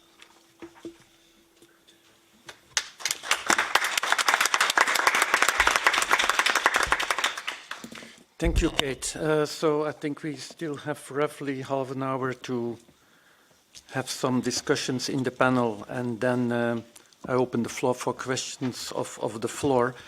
But maybe I can start immediately with you again, Kate. As you are also part of the so-called northern countries, you have now a prompt payment code. What is your real experience with it? Because also, for example, last week we participated in a debate with Business Europe, and there the Danish situation was presented by the member of Business Europe, saying there is no problem. I think that Antonella also mentioned that there is indeed a problem still in Denmark. They have also a payment code, but apparently only 25 companies and only SMEs signed this. And there the payment code only is asking that you are respecting the legislation. So what is the added value in the UK of a prompt payment code? And then also one of the arguments that will be used in the coming weeks and months by the big industry is, and Antonella also already made a reference to this, is that the impact on the international competitiveness situation of European companies.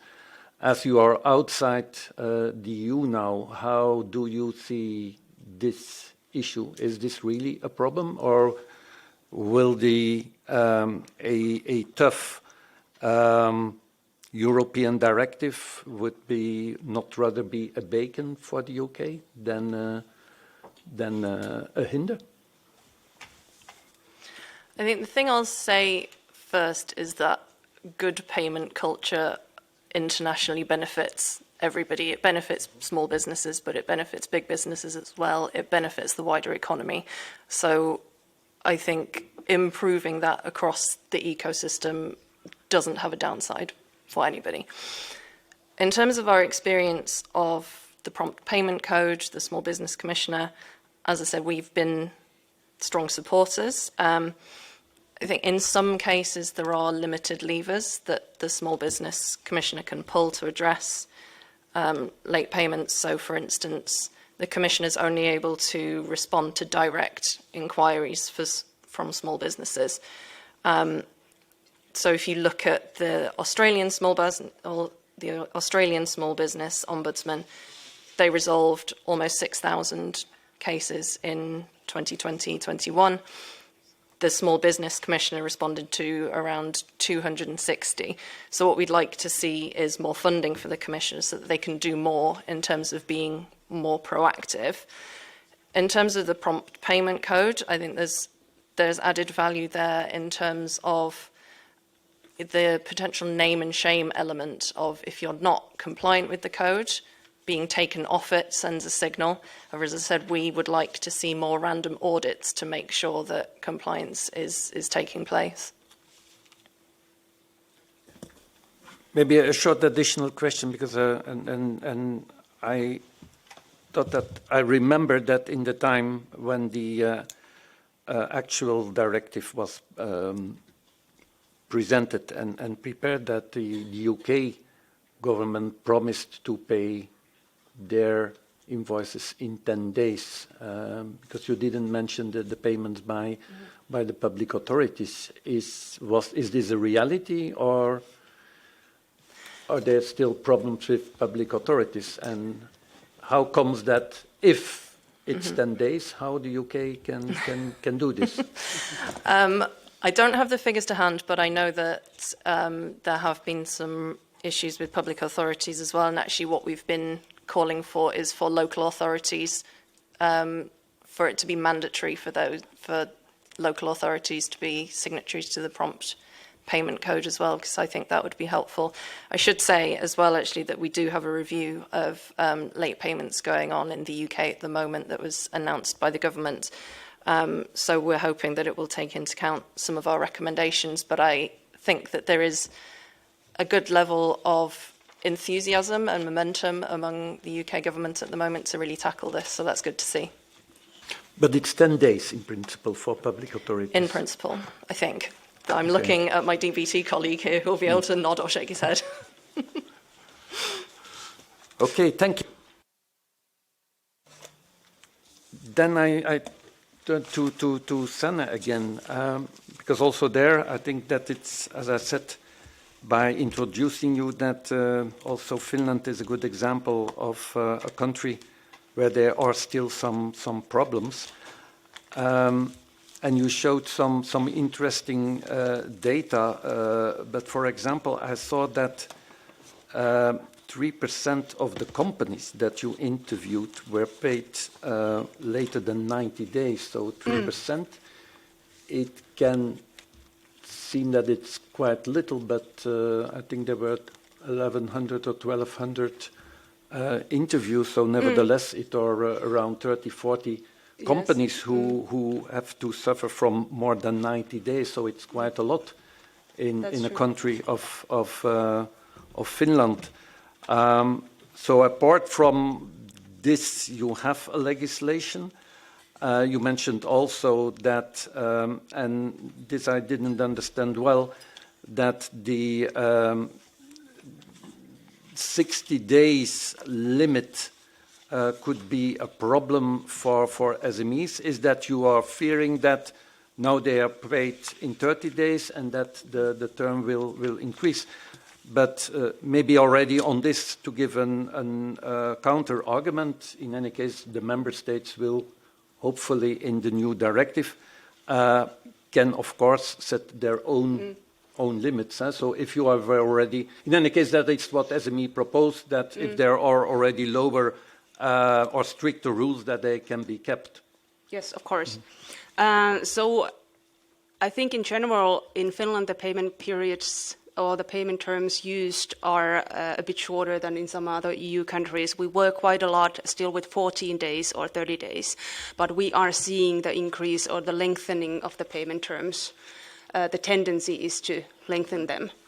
The Finnish payment terms law says specifically that the maximum payment term in business-to-business relationships is 30 days, but it can be agreed longer. And we have a little afraid or a small reservation for this 60 days period that it might, in Finland, lengthen the payment periods from 30 days standard to 60 days standard. But the main issue is that we need an authority to monitor that the small enterprise is not forced for any kind of payment period, but they are really agreed. And that is the solution. Okay, thank you. Oh, sorry. Okay. Fernando, because you did a very short no, not a very short, but a shorter presentation. You asked for it. I didn't cut you. I think that as EBC, you have also some proposals on additional measures apart from stricter payment rules. Can you elaborate a little bit on this? Because I saw, for example, that you are proposing to have, and this is a huge problem also, especially in your sector with subcontractors, if they are paid late. Elaborate a little bit on what you propose there. And then what I found a very interesting argument that you also used in order to indicate also that fighting for a good late payment directive is not only in the interest of the SMEs, but it's in fact also a more societal problem, and that ensuring a good legislation will also allow your companies to deliver for the Green Deal and also for the renovation wave. So could you elaborate a little bit on this? Because I think it are important arguments to convince maybe those who are not immediately convinced that it is a general problem. I think that the fact that the late payment directive revision is part of something called the SME relief package is already a hint. And in our sector, in construction, that name goes really well in the sense that, yes, our companies are not economic operators acting in a void. The European economy has been suffering many challenges as the European economy, not as subsectors. So in that sense, for us, as I was saying before, we have this situation where a lot is asked from our companies in order to deliver on the, let's say, environmental legislative vehicles that are running or that have been decided and need to be implemented. But if we don't provide them the right tools, and that's what we call the reality check, it's providing the good skills, providing a right economic and stable setting so that we can actually do the work, and dealing with late payment is part of that. Indeed, there is an issue, and all in all is a matter of consistency, of being coherent. If you ask more of a sector that wasn't that much of a focus 10 years ago when I started in NBC,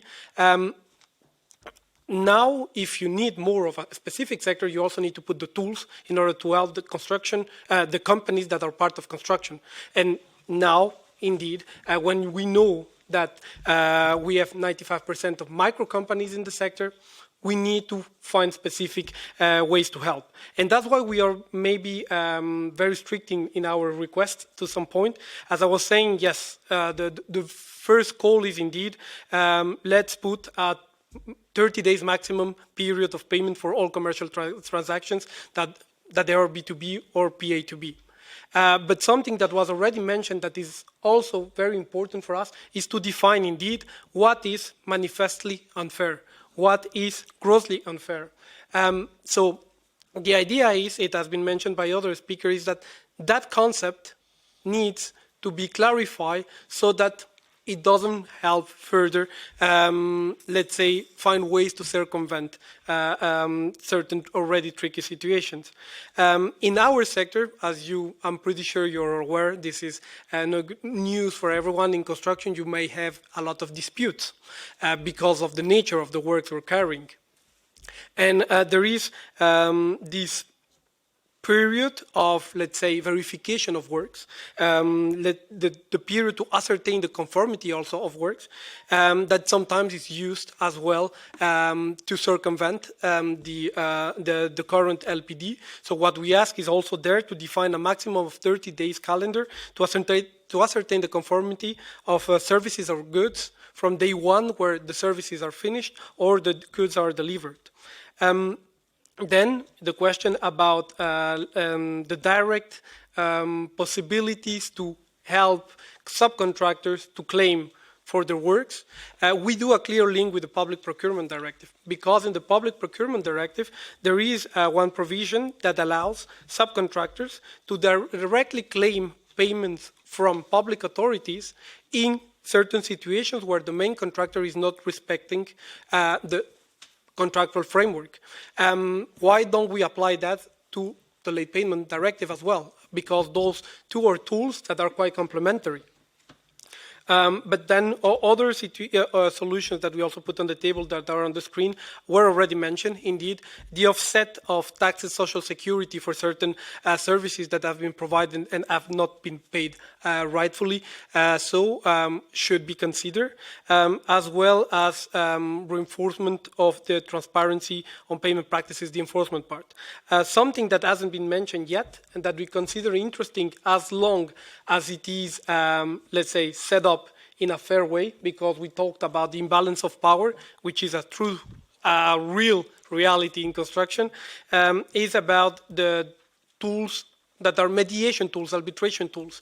As it was said before, you have this tendency where small companies do not feel at ease at all to complain about one economic operator because they feel to lose a client. Same goes to mediation and arbitration.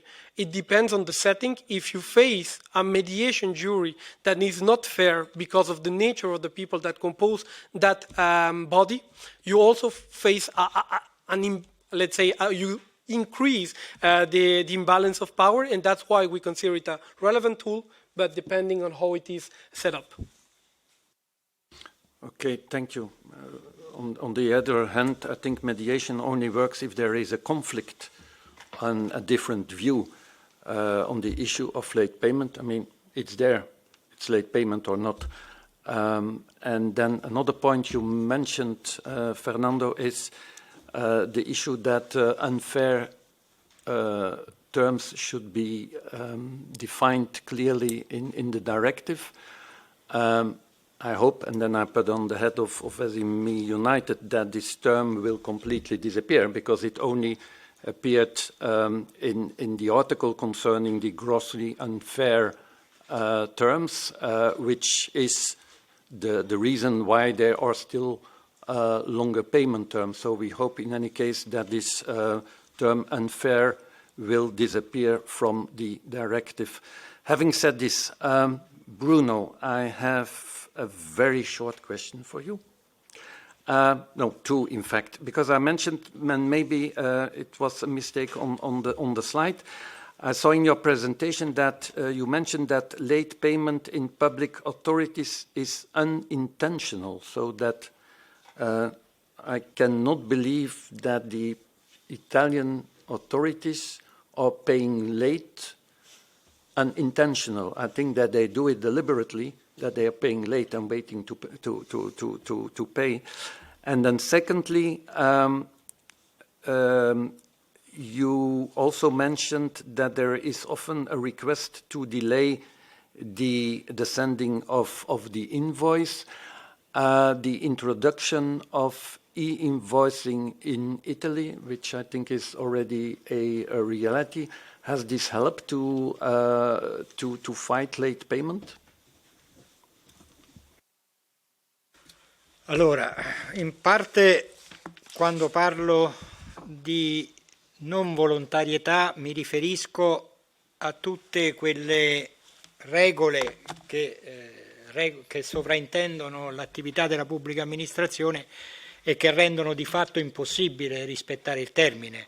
Ne abbiamo diverse. La principale fra tutte è che spesso le pubbliche amministrazioni si trovano in mancanza di liquidità, ovvero non hanno le risorse liquide per poter far fronte ai pagamenti, perché queste non gli sono state girate dall'amministrazione a monte. Quindi questo è un caso molto frequente. Ci sono ritardi tra gli impegni di spesa e la effettiva disponibilità di cassa. E questo dipende da procedure complesse. Spesso, lo diceva Fernando, dal momento in cui un'opera è finita o un servizio è erogato al momento in cui l'amministrazione può pagare c'è tutta una fase procedurale di controllo, di collaudo. Beh, lui diceva facciamola in 30 giorni, io dico magari 30 giorni per la pubblica amministrazione italiana, fare una procedura di collaudo sarebbe veramente la rivoluzione. E questo è un altro elemento che più di tanto non si può comprimere stanti le attuali procedure.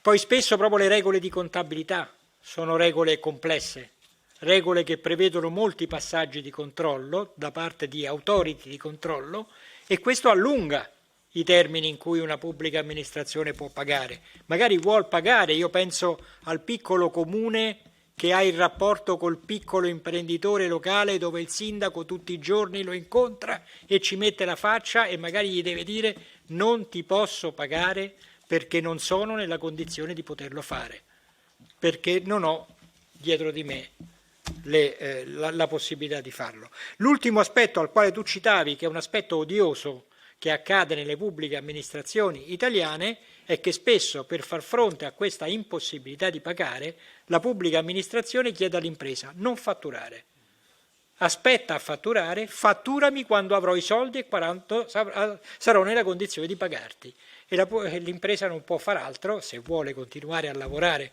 con quella pubblica amministrazione, che attendere e non fatturare.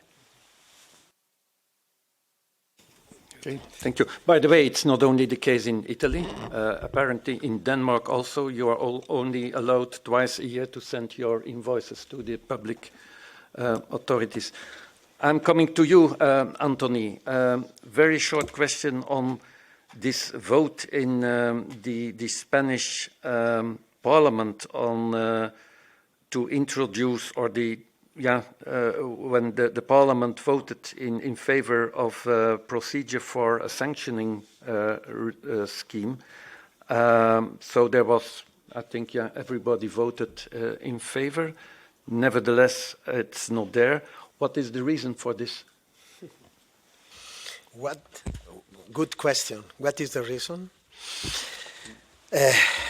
Luke me pregunta, que había comentado anteriormente, que entramos en noviembre del año 2020, aprobado por la mayoría del Congreso de los Diputados. Ninguna ley en España, en la legislación que ha acabado, se había aprobado para llevarla a cabo con la mayoría de todos los grupos parlamentarios. La proposición de tener un régimen sancionador en España en noviembre del 2020 se aprueba con unanimidad, una única abstención que había puesto anteriormente en mi presentación. Han pasado prácticamente 3 años y ha habido 92 prórrogas sistemáticas cada vez en el Congreso de los Diputados para no llevar a cabo la ley de sanciones a aquellos que abusan de la posición. ¿Por qué? Porque, como he explicado anteriormente, muy pocas empresas tienen una fuerza que mandan por encima de lo que son las pequeñas y medianas empresas. 99,8% de las empresas en España son pymes, 75% del empleo y 63% del Producto Interior Bruto. Pero en España, las pymes no tenemos voz propia. No existe en el diálogo social una voz que represente a las pequeñas y medianas empresas propia. Están dentro de otra organización que realmente representa los intereses de todo el empresariado de España, que es la COE. La COE representa a todas las empresas en España, pero cuando tenemos que representar a las pequeñas y medianas empresas, la COE tiene una marca que se llama CEPYME, que representa a la pequeña y mediana empresa. Por eso, el Consejo de Europa acaba de aprobar hace 2 semanas todo lo que ha sido la recomendación de la Comisión Europea en el diálogo social, donde dice algo en el siglo XXI de que se deben de crear mecanismos de representación y participación democráticos, en este caso transparentes y con participación. Si las pymes no estamos donde se toman las decisiones siendo el motor de la economía, cambiar leyes en algunos ámbitos es muy complicado, como se demuestra con la pregunta que me acabas de hacer, Luke. Es la segunda vez en España que estamos a punto de meter un gol en la portería, sin portero, y cuando la pelota va a cruzar la portería, nos quitan la portería. Por tanto, Europa se convierte en realmente la necesidad de crear un marco legislativo transparente y que pueda permitir que se hagan leyes que sean justas. Las grandes empresas están defendiendo sus intereses y eso es lícito, pero no es justo. Y por tanto debemos de tener justicia a la hora de trabajar en la economía, porque si no se nos van a derivar unas realidades, como se están derivando, en las que vamos a perder competitividad y viabilidad. Cuando yo comparo una empresa española con una empresa francesa, la española cobra a 160 días y la francesa cobra 40 y son iguales, de 10 millones de facturación, la empresa francesa necesita poco más de 1 millón de euros para financiar su circulante, su espacio de pago, cuando la española necesita más de 5 millones. Que te dé un banco el 50% de tu facturación ya es algo muy importante en circulante, no en inversión. Pero si te da esa cantidad, tienes que pagar los intereses. Por tanto, ¿qué empresa es más viable? ¿La que pide 1 millón o 5 millones de circulante? ¿Qué empresa es más competitiva? La que en su última línea de resultados tiene que poner además los costes de la mitad de su facturación por financiarse porque no le paga, en este caso, su cliente. Por tanto... Vale. I have still some minutes for some questions from the floor, I think. No? Okay. Are there questions? There, wait. Who was first? Oh.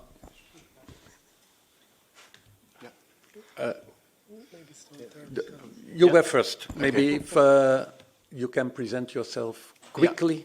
So I'm Nikolai from the Department of Business and Trade in the UK. I just wanted to clarify and answer some of the questions. I don't know what provisions were made some years ago in the implementation of the directive, but currently the requirement is for 30 days for UK.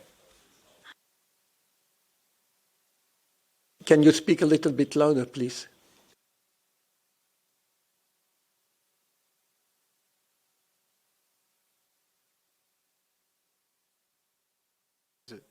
Yeah. I think there are about 3,500 signatories of the Prompt Payment Code at the moment, and there are also 6,000 large companies reporting payment data, of which around 600 are signatories of the code. Around 3/4 of signatories pay 95% of invoices within 60 days, compared to only about 40% of non-signatories. So you can see there is some sort of difference in behavior, at least. And it's even more, it's about 90% of signatories pay within 60 days. So pay 90% of invoices within 60 days, so there is some change. And I think on an anecdotal level as well, there are certain companies where being threatened by with removal from the Prompt Payment Code has driven an improvement in culture. For example, in British American Tobacco, after they were threatened with removal, they halved payment times in 2 years. But this is partly driven by a particularly passionate CFO, and I think this is a problem with a lot of large companies, that it relies on 1 or 2 responsible individuals within a company to drive serious change, and that's often not long-lasting. Thank you. Okay.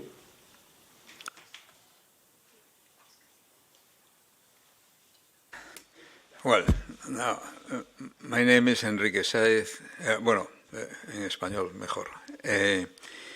Estoy en la Junta Directiva de la Plataforma contra la Morosidad y, más que nada, quisiera insistir en que, estando dentro de las instituciones europeas, en que el pagar mal es un problema también de competitividad, ¿no? Nos preocupa la situación de Europa, su dinamismo, su capacidad de adaptarse a la situación actual. En cierta medida, que las empresas grandes paguen mal es una forma de defenderse, evita que haya renovación, porque muchas pequeñas y medianas empresas están atrapadas en financiar el capital circulante. Entonces no pueden invertir, no pueden crecer, no pueden investigar. Para mí desde luego en el caso de España es un caso extremo, ¿no? Pero hay que pensar en términos generales. Es un problema estructural. Es decir, si no conseguimos una renovación, hace falta renovar sistemáticamente el tejido empresarial con nuevas aportaciones. Es lo que todos buscamos. Y el mecanismo de secuestrar el capital de los pequeños en el circulante es un mecanismo de defensa de los grandes.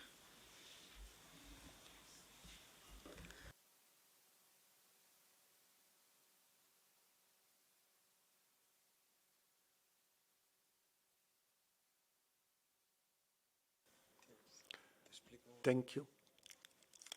Any other question? But, and maybe in order to stay in time, maybe we can conclude here this panel discussion, and then maybe in any case to call all of you in the coming months to certainly use the data that also the Commission has presented in the discussions that you will or hopefully will have with parliamentarians, because it's quite important. Antonella mentioned what the Parliament has said after the first reading in 2010. All those principles, and also the principles that now are in our position of SME United on setting clear caps and so on. In fact, all the principles that we are defending, they are already in the directive of 2011 in the recitals. If you read it, everything is in it. The only problem is that in the time when there was the discussion in the Parliament, and once again, the Parliament in the time had improved the proposal of the Commission, that the principles who are in the recitals, the clear principles, paying 30 days, maximum verification period of 30 days, and so on, they are in the recitals of the actual directive. So you have to be very careful that in the Parliament those recitals are not watered down in order to have a positive outcome of the discussion in the Parliament and also in the Council. And also on the arguments used by larger companies, international competition, or the argument that SMEs have also always the possibilities to refuse a contract. I think with the data that we have, with the data that the Commission has provided, and also we will see also now in the presentation of interim, that we can certainly motivate for a very stringent new legislation on late payment.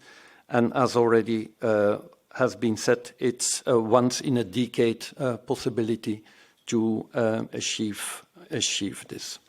So I think I can now give the floor to Marte Gran-Christoffersen of Interim to do the presentation of the European Payment Report 2023. Or are you doing this? Oh, sorry. Thank you, Luke. So now the speakers of the round table can join their places, initial places, and the speaker from Intrum can join us here. Thank you all the speakers for their good overviews of the situation in their countries. And now we'll give the floor to Marte Gran-Christoffersen from Intrum.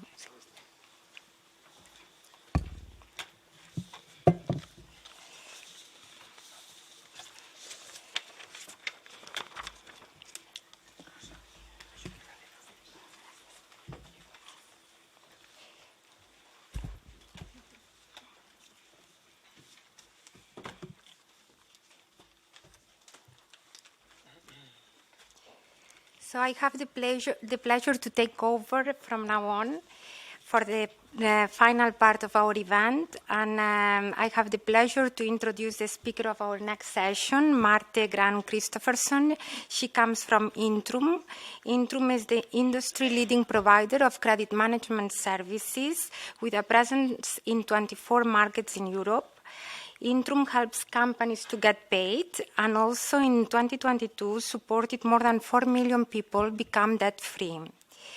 So Marte has been working for 10 years in the financial sector in communications and brand marketing, and she has in the past 5 years led the research projects of the publications of the European Payment Report and the European Consumer Payment Report. Today she will introduce the findings of the 2023 edition of the European Payment Report. So Marte, welcome to our event, and you have the floor. Yes. Okay, great. Thank you. And thank you so much for the invitation to this event. It's truly been super interesting to hear all the reflections and discussion for the past hours. So thank you so much for the opportunity to present the findings from the European Payment Report 2023. I think all of us in this room can agree that late payment is indeed a huge problem for businesses of all sizes across Europe. And we see that daily in supporting more than 80,000 clients across Europe in getting paid for services and goods they have sold. A lot of statistics has been shared today, and this is the last session, so I think Antonella brought some highlights from the European Payment Report, which we're thrilled about, but I'll try to bring a little bit more holistic perspective to the late payment problem across Europe, and hopefully you will get some new insights on that topic today to go along with the great discussions we've seen so far. So if you put the next slide, please.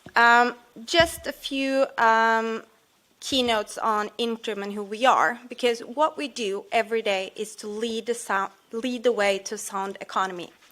That means that we help companies to flourish and invest and grow by getting paid on services and goods they have sold.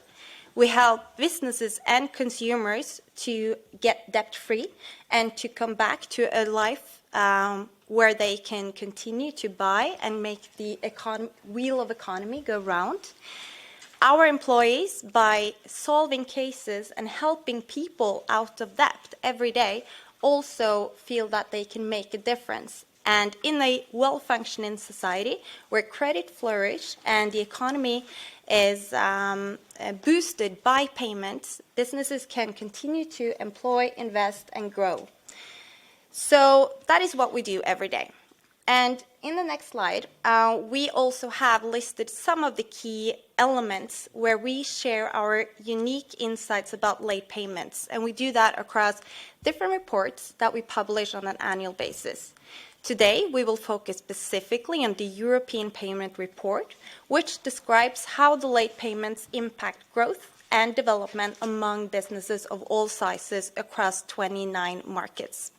We also have a lot of insights from the consumer perspective in the European Consumer Payment Report, and we also deep dive into the specific data across various sectors in white papers, and also our own senior economist, Anna Subrawska, also share her reflections on the macroeconomic situations coming from a late payment directive.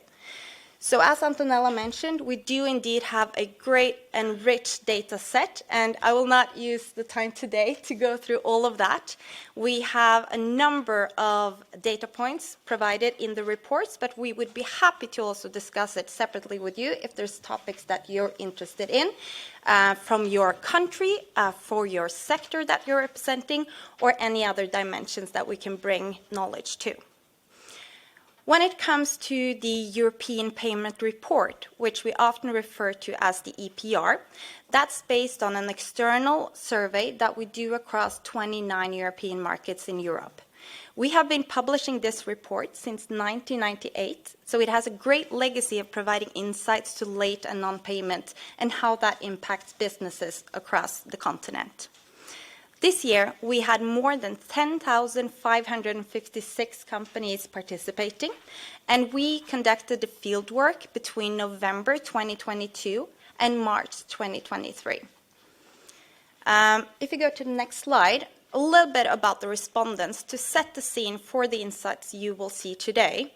The target audience for the survey is CFOs and other C-level executives that have insights on the financial knowledge of the company that they work for. We have a good split between SMEs and large corporations in all the markets where we did the survey. And we also, as you can see on the graph on the right side here, a good representation also from 15 sectors and industries across Europe. So that is just a little bit on the backbone. And if you take the next slide, please. As mentioned, the report is very broad and we have great and rich data set, but the main key findings this year revolves around the economical challenges that businesses are currently facing.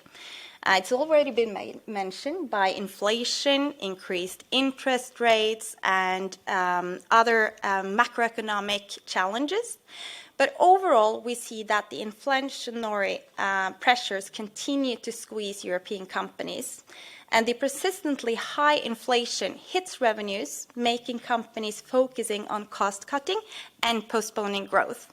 And that is a problem post-COVID, when everyone has felt and seen the challenges that specifically small business have faced, specifically in restaurant, hospitality, and travel industries. So that this continues to be a problem will continue to impact businesses in Europe.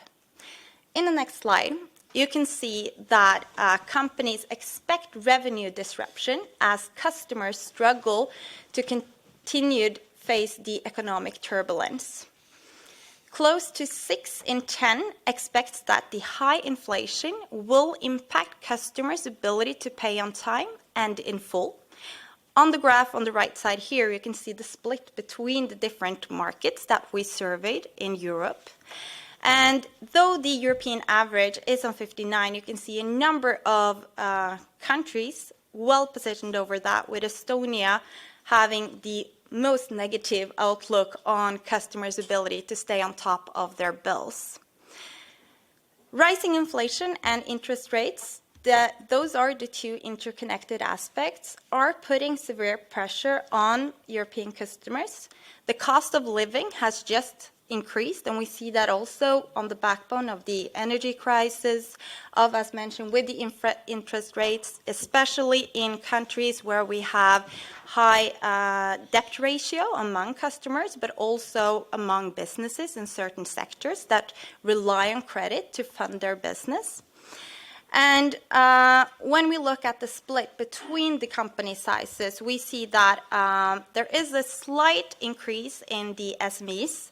61% say that the rising inflation has a high impact on their customers' ability to pay on time, compared to 57%. So there is a very small notable difference in that sense. We also have another interesting point coming from the report, and that is that we asked the respondents if they see a risk of late and non-payments from their clients and customers. Obviously, these are based on businesses that both sell B2B and B2C, and if they see that developing for the next year to come. And here also we see that 61% of SMEs sees that their risk of late payment is increasing. This is also something that we have seen developing over the past years post-COVID. The squeeze for businesses is also coming from within. Almost 9 in 10, 85% across Europe of the respondents say that their employees are pushing for larger than usual pay rises, or are likely to do so in the near future. Here, UK and Finland is ranking on top with 91%, respectively. Looking at the size of the companies, SMEs rank also higher than large companies, with 86% of the companies saying that they expect their employees to ask for higher wages. So the businesses are indeed in a difficult challenge at the moment, having external factors with the macroeconomic factors impacting their business and their customers in order to get paid, but also internal challenges with employees asking for more payment and wage. If you go to the next slide, please. We also see that longer payment terms are a rising concern, and I think we have had several of the keynote speakers today sharing light on that perspective. Yet we see also that companies are not walking the talk, and they also pay their own suppliers unacceptably late. Next slide, please. We see that companies are increasingly forced to accept longer payment terms. This was also mentioned earlier today, with 66% of companies being pressured by large and multinational corporations to accept longer payment terms than they are comfortable with. And this is an increasing trend, as you can see from the graph on the right side, coming up from 54% in 2021 and 61% in 2022. And as cash flows are squeezed, we also see a late payments loop emerge. So if a business is struggling to get its customers to pay, they may also need to hold the payment of their own suppliers in order to stay floating. And this is potentially then leading to a supply chain disruption and also a less resilient European economy. And also here you can see that 37% of companies admit that they are paying their suppliers later than they would accept for their own customers. This is unfortunately also a trend we see increasing, coming from 29% in 2021. To go along with this, I also wanted to mention another data point in this topic. We asked the respondents, in today's business environment, we are finding it increasingly difficult to agree on payment terms that are fair for us as well as our clients and customers. And 55% SMEs agreed to this statement. So it is indeed challenging to find fair payment terms that works for everyone involved. And I think we've seen a number of discussion points on that also today. Next slide, please. Mentioning also coming back on the backbone of the COVID, the safety net has certainly been taken down. Many industries faced great challenges when having to close down during the COVID, and they also seen an increase in state support. But after the pandemic, we also see that as this support has been withdrawn, more and more companies have sought to address their cash flow issues by paying their suppliers later than agreed. So on the graph here, you can also see the split between the countries in where corporate customers take the longest to make payments. We already mentioned, and I think also our data is quite consistent to the other data points that has been shown today, with an average payment time from corporates being 56 days across Europe. But here you can also see the split based on the markets. And also Denmark was mentioned here as a problem country, even though located in the Nordics and the Scandinavia, which has previously been viewed as a more sound economy when it comes to fair payment terms. We also mentioned a little bit about the public sector today. Our data show that on average 69 days is taken by the public and government administration to pay companies. The top 5 market is Lithuania, Bulgaria with 76 days, Norway and Norwegian companies reporting 74 days, and UK and Belgium 73. So the public sector also have some way to go in order to be sound and fair payment payers. On average, it's quite equal between SMEs and large corporations. So in this data point, it doesn't indicate that there is a large difference on what government choose to pay or not. It's quite equal between SMEs and large companies. Next slide, please. So where does that take us, and where does this lead up to? We see that late payments are a growing time suck. We did some calculations, and the number was quite astonishing, where we ended up having a 275 billion euro payment problem. Paying on time creates a positive ripple effect, both for the company and the economy at large, but we're not there yet. In the next slide, you can see the question that we asked all the respondents on the right side. To your best estimate, how many hours on average does your business spend each week in chasing client and customers for payment, such as sending reminders, making phone calls, etc.?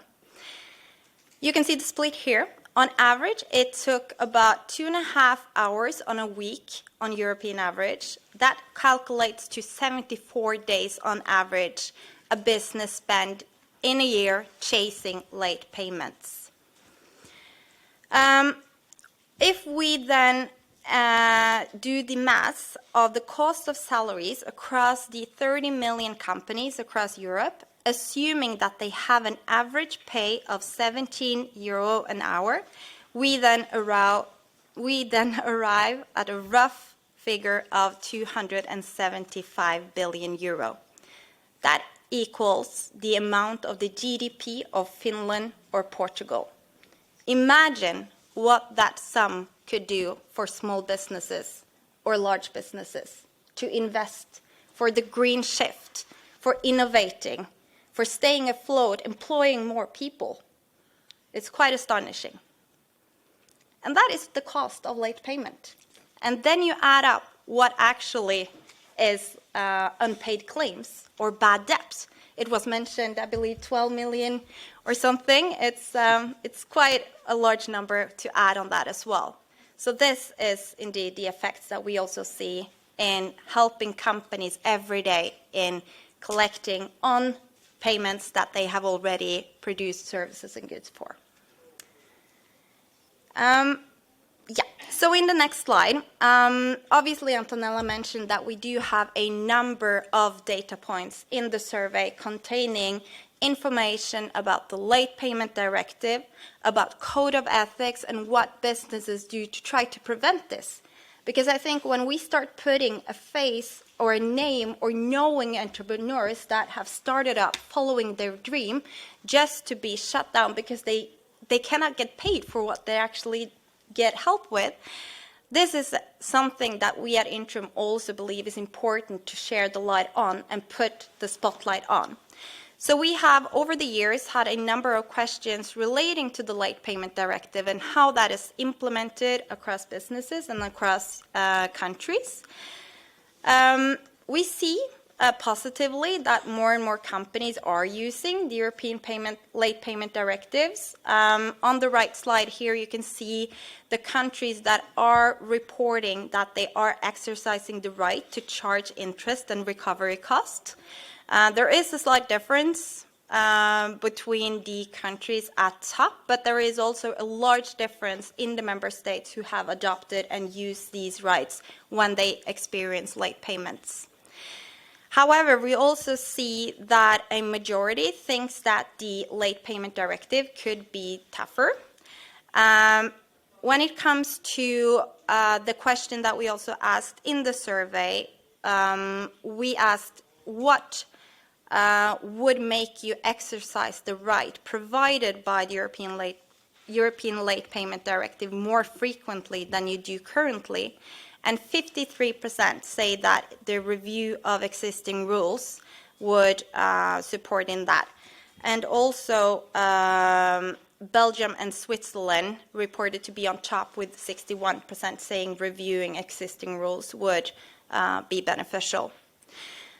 A new alternative that we introduced this year, as we also know that the revision was coming up in 2023, was an alternative where we asked them if a fixed cap for payment terms of the directive would be interesting, and 10% agreed to that. So not a large amount of companies when it comes to the amount of time for fixed cap on payment days. So that also is quite interesting. We have all of these data points in our reports, which you can download on intrum.com. But at least I wanted to round up with some simple statistics when it also comes to code of conduct on prompt payments that go hand in hand also with the late payment directives. And we do see that the growth of trend of late payment is unfortunately understandable given the macroeconomic situation and what we've been through since 2020. Businesses are experiencing inflation, higher interest rates, and all sorts of macroeconomic factors that impact their cash flow, and they also have a number of challenges, internal and external, to struggle to fund their expenses. But nevertheless, we think that it would be beneficial if and also in everyone's interest to encourage a prompt payment culture across Europe. And that culture would also require a stronger bond between the payer and the payee, especially in the B2B transactions where you also have a contract in place and also a corporate relationship with your supplier or partner. So we also see in our research, which is quite interesting, and that is the correlation between businesses that pay on time and those that have put a code of ethics in place internally in their company. When a business makes a public commitment to paying suppliers on time, they are also more likely to do so. Just 1 in 3 say that they pay customers late or ask for longer payment terms compared to 40% of those without the code. So it actually matters. It makes a difference if you're externally showcasing that you have a code in place and you're following up on that. So to conclude, I think that securing a stable and well-functioning value chain in the financial sector is critical in this regard, as liquidity crunches are the main reason for many companies' current struggles and also even bankruptcies. It is difficult to determine how this will evolve and how this will develop going forward. But I think based on the insights from our study and also the discussions that have taken place today, that late payment is indeed a challenge that we all need to face and also meet and do something about. Thank you.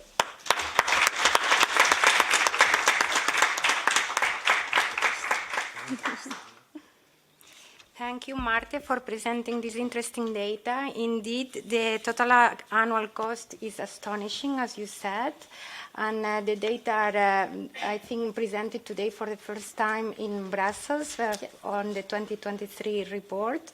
So it's a pleasure to count on your presentation here in our event. So a warm thank you from all of us. Thank you. Thank you. So now I would welcome our last speakers for the session, for our afternoon session. Mr. Veronique Williams and Mr. Pietro Delotto can come to the table here. So. Thank you. Very interesting. We have a relationship with your company. Yes. I use always the dates, the figures.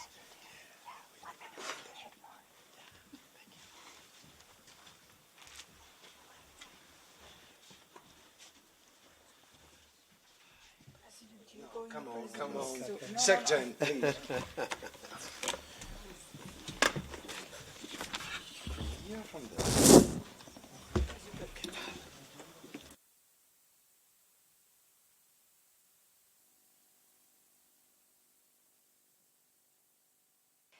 So on this last part, I am honored to present two accomplished professionals known for defending the interest of SMEs in the EU. So Mr. Pietro Delotto and Ms. Veronique Williams. Ms. Veronique Williams is the Secretary General of SME United. SME United is the European Association of Crafts as SMEs. Ms. Williams has been Secretary General since 2017, and she's well known in Brussels for her advocacy of SMEs in the European institutions and advocating for late payments, the SME relief package, among many, many other European files. So we are honored, Veronique, to have you here with us, and you have the floor. Thank you, Rosa, and also thank you to Confartigianato and Pimec for organizing this event, which I think is very timely. The hot topic has been going around the Brussels bubble for quite some months now already. I'm happy that I can conclude after such an interesting exchange, a lot of figures who have all been demonstrating what I also raised last week at the OECD SME Ministerial, where we discussed the topic of access to finance for SMEs. And whereas the past few years we have tackled this issue, especially from a point of fairness in contracts and honoring contract terms between businesses and government, public authorities, and business-to-business deals, we have been taking also another approach since the GRC study clearly showed the impact of payment terms on cash flow of companies. And I would like to again go to what has been raised this afternoon as well. Our SMEs have to invest at the moment heavily in the digital and green transition. And for this investment, they of course need resources, financial resources. And financial resources can be found in different occasions. The company can have equity and or reserves built up, and they can use those resources. Unfortunately, during the pandemic and also last year with the energy crisis, many of our companies had to use their reserves and often even their personal savings to keep their company afloat. So that financial resources have already been used up in many occasions. A second option would be bank lending, and we have seen in the past year with the inflation that interest rates are going up again, especially for working capital lending. And that is where the late payment comes in and where the directive should take a broader stance. If we see, and that's what the GRC study clearly showed, if we see that cash flow can go up with almost 66% if a payment is made within 30 to 60 days, then I think it's clear that by tackling and putting clear caps on payment terms, there can be a lot done for SMEs' access to finance. Because with having invoices paid in time, the working capital of those SMEs goes up, cash flow goes up, and that will allow them, instead of go to banks and lend for working capital, to go to a bank and lend for investments. On top of that, I don't know whether you've already tried to get lending at the moment for working capital, but the interest rates are really horrifically high at the moment. So if we can make sure that our SMEs can tap into the payment of their invoices for the work and services that they have been doing, then of course that's a huge step forward. And that's a bit what I would like to summarize also with the SME United position on this topic. We want to have clear caps, 30 or 60 days, for payment, business to business and business to government. Of course, we are open to take into account sectoral practices that have been in place for years, taking into account, of course, that all parties agree to those practices. And we want to make sure that in that way, our SMEs get their products and services paid in a decent and fair period to make sure that they can invest that money in developing their company to the future. Thank you.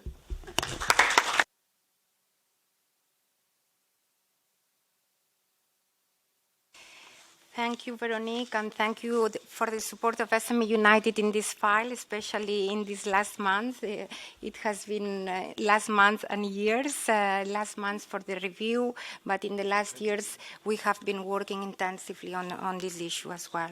Rosa, if I may, maybe, because it's the last month, but I'm now looking at my colleague who has been working on this file for 20 years, and I would like to grant him to conclude this topic where he has been working and investing in for so long. So thank you, Luc. Yeah.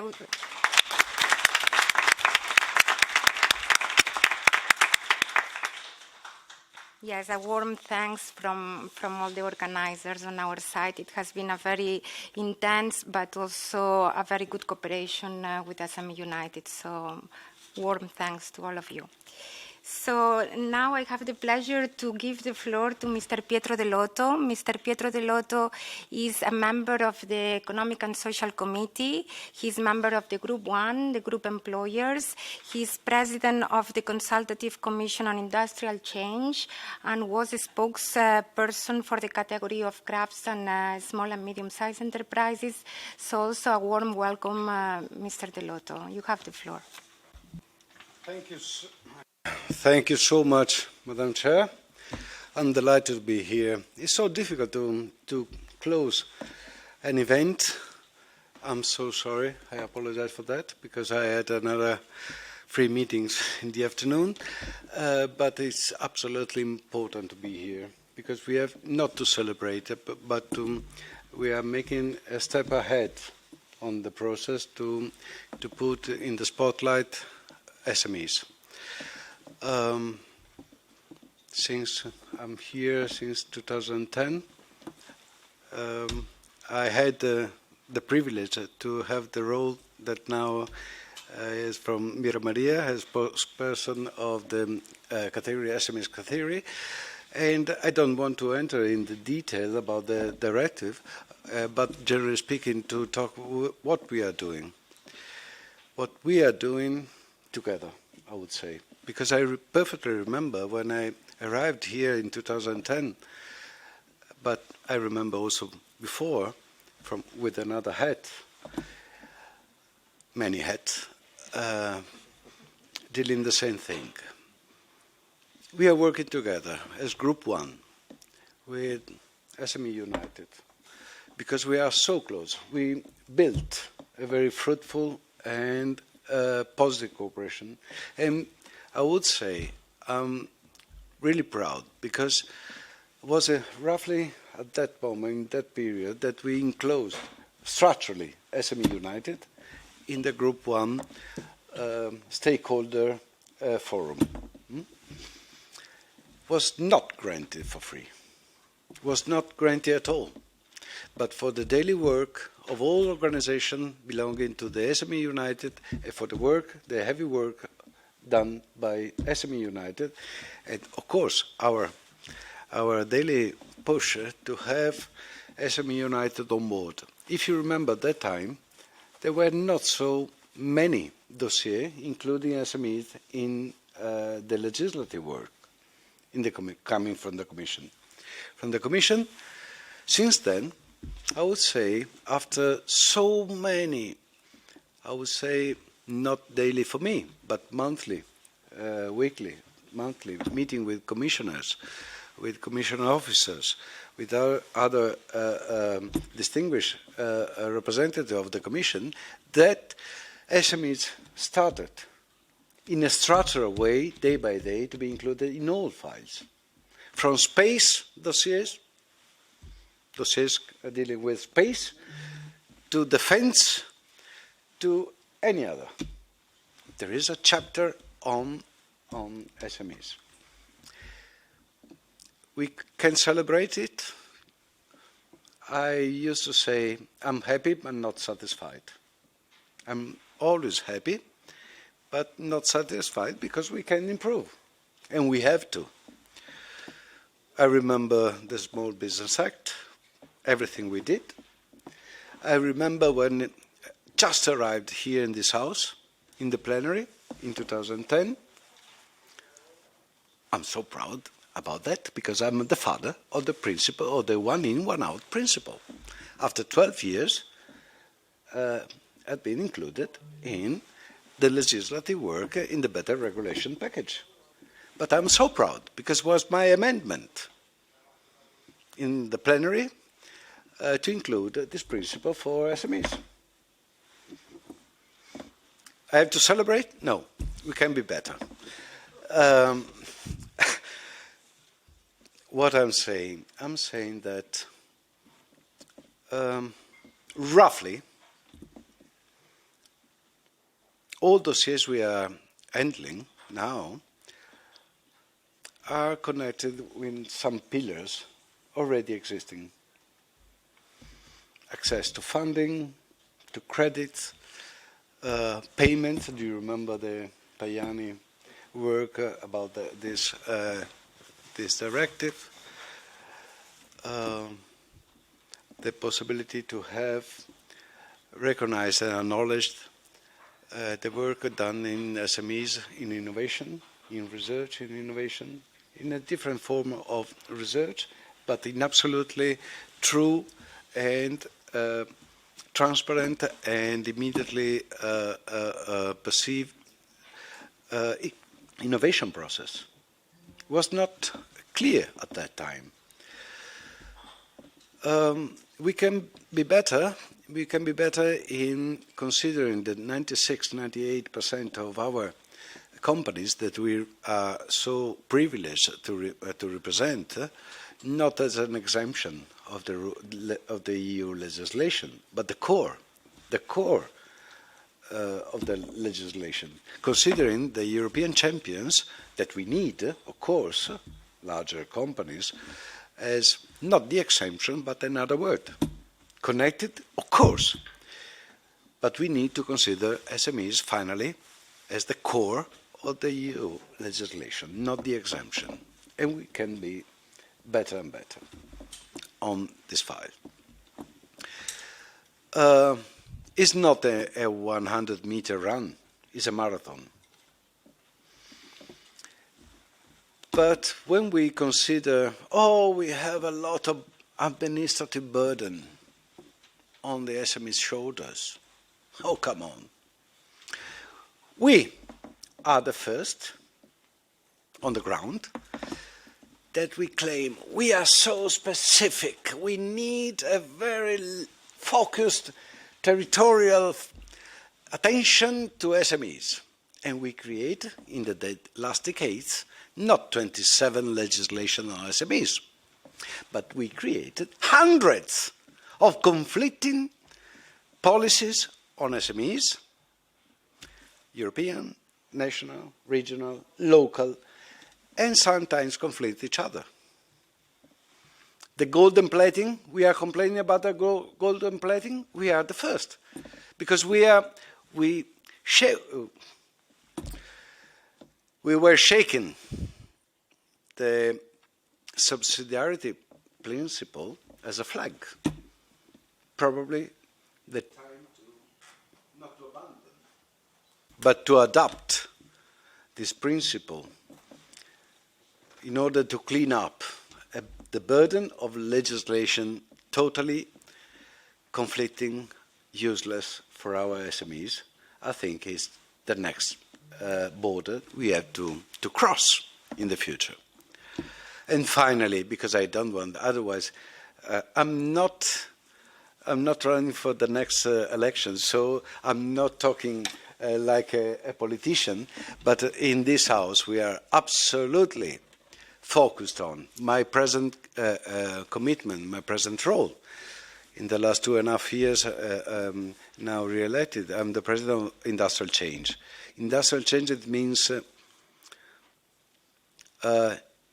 which trends, all trends, the mega trends affecting all our companies, including SMEs. And I'm trying, and we are dealing, managing in order to include our SMEs in our main focus for the energy and environmental issues and transformation, the digital transformation, but also in the framework, of course, of the global competitiveness. But when we discuss about that, because my commission, my section, is a specialized section, it's not a usual, it's the seventh specialized session of this House, we are not working just by treaty ex post, but also ex ante, in order to anticipate work. We are doing this in this way with, for example, some specific new files, artificial intelligence and metaverse, in ex ante, before the Commission deliver his communication or package, or water.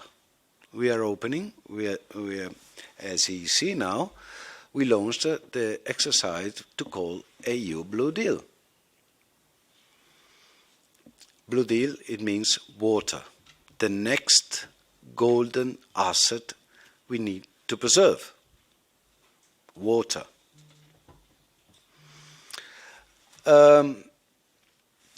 And really, to conclude, I would like to deliver this message. To do that, we are trying to not soon to search new answers to all the same questions: how to access funding, how to access credit, how to simplify the burden. We need to raise new questions. This is the point. This is the real point. And we are here in this house absolutely focused in order to do that. So, dear friends, dear distinguished colleagues, let me greet as well Luke Hendrik, because he's not just one of the pillars of SME United, but also my new colleague in few months, I think. Few months? Maybe 2 months? I don't know, replacing a colleague be retired. So welcome on board also here. And thank you so much for having me.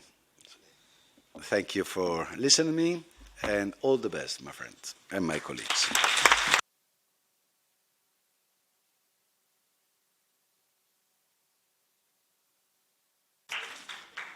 Thank you, Mr. Dell'Otto. Thank you for your commitment and your work on SMEs. We are very happy to count with your support, and also with Mira Maria and soon with Luke in this house. And now to close the event, I would like, on behalf of all the organizers, Confartigianato, Spanish Plataforma Against Late Payments, and Pimec, we would like to thank all of you, those present in the room and those joining us online, for your participation, for your patience during these 3 hot hours in the room. And we hope that all that has been discussed here can be taken into account by the European institutions, the Comité Económico and Social, and also by the Commission and the European Parliament and Council.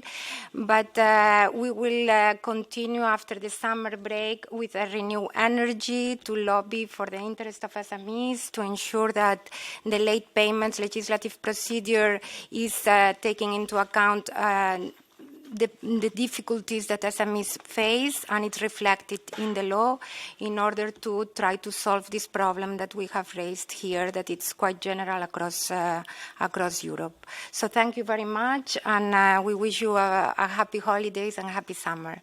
Thank you.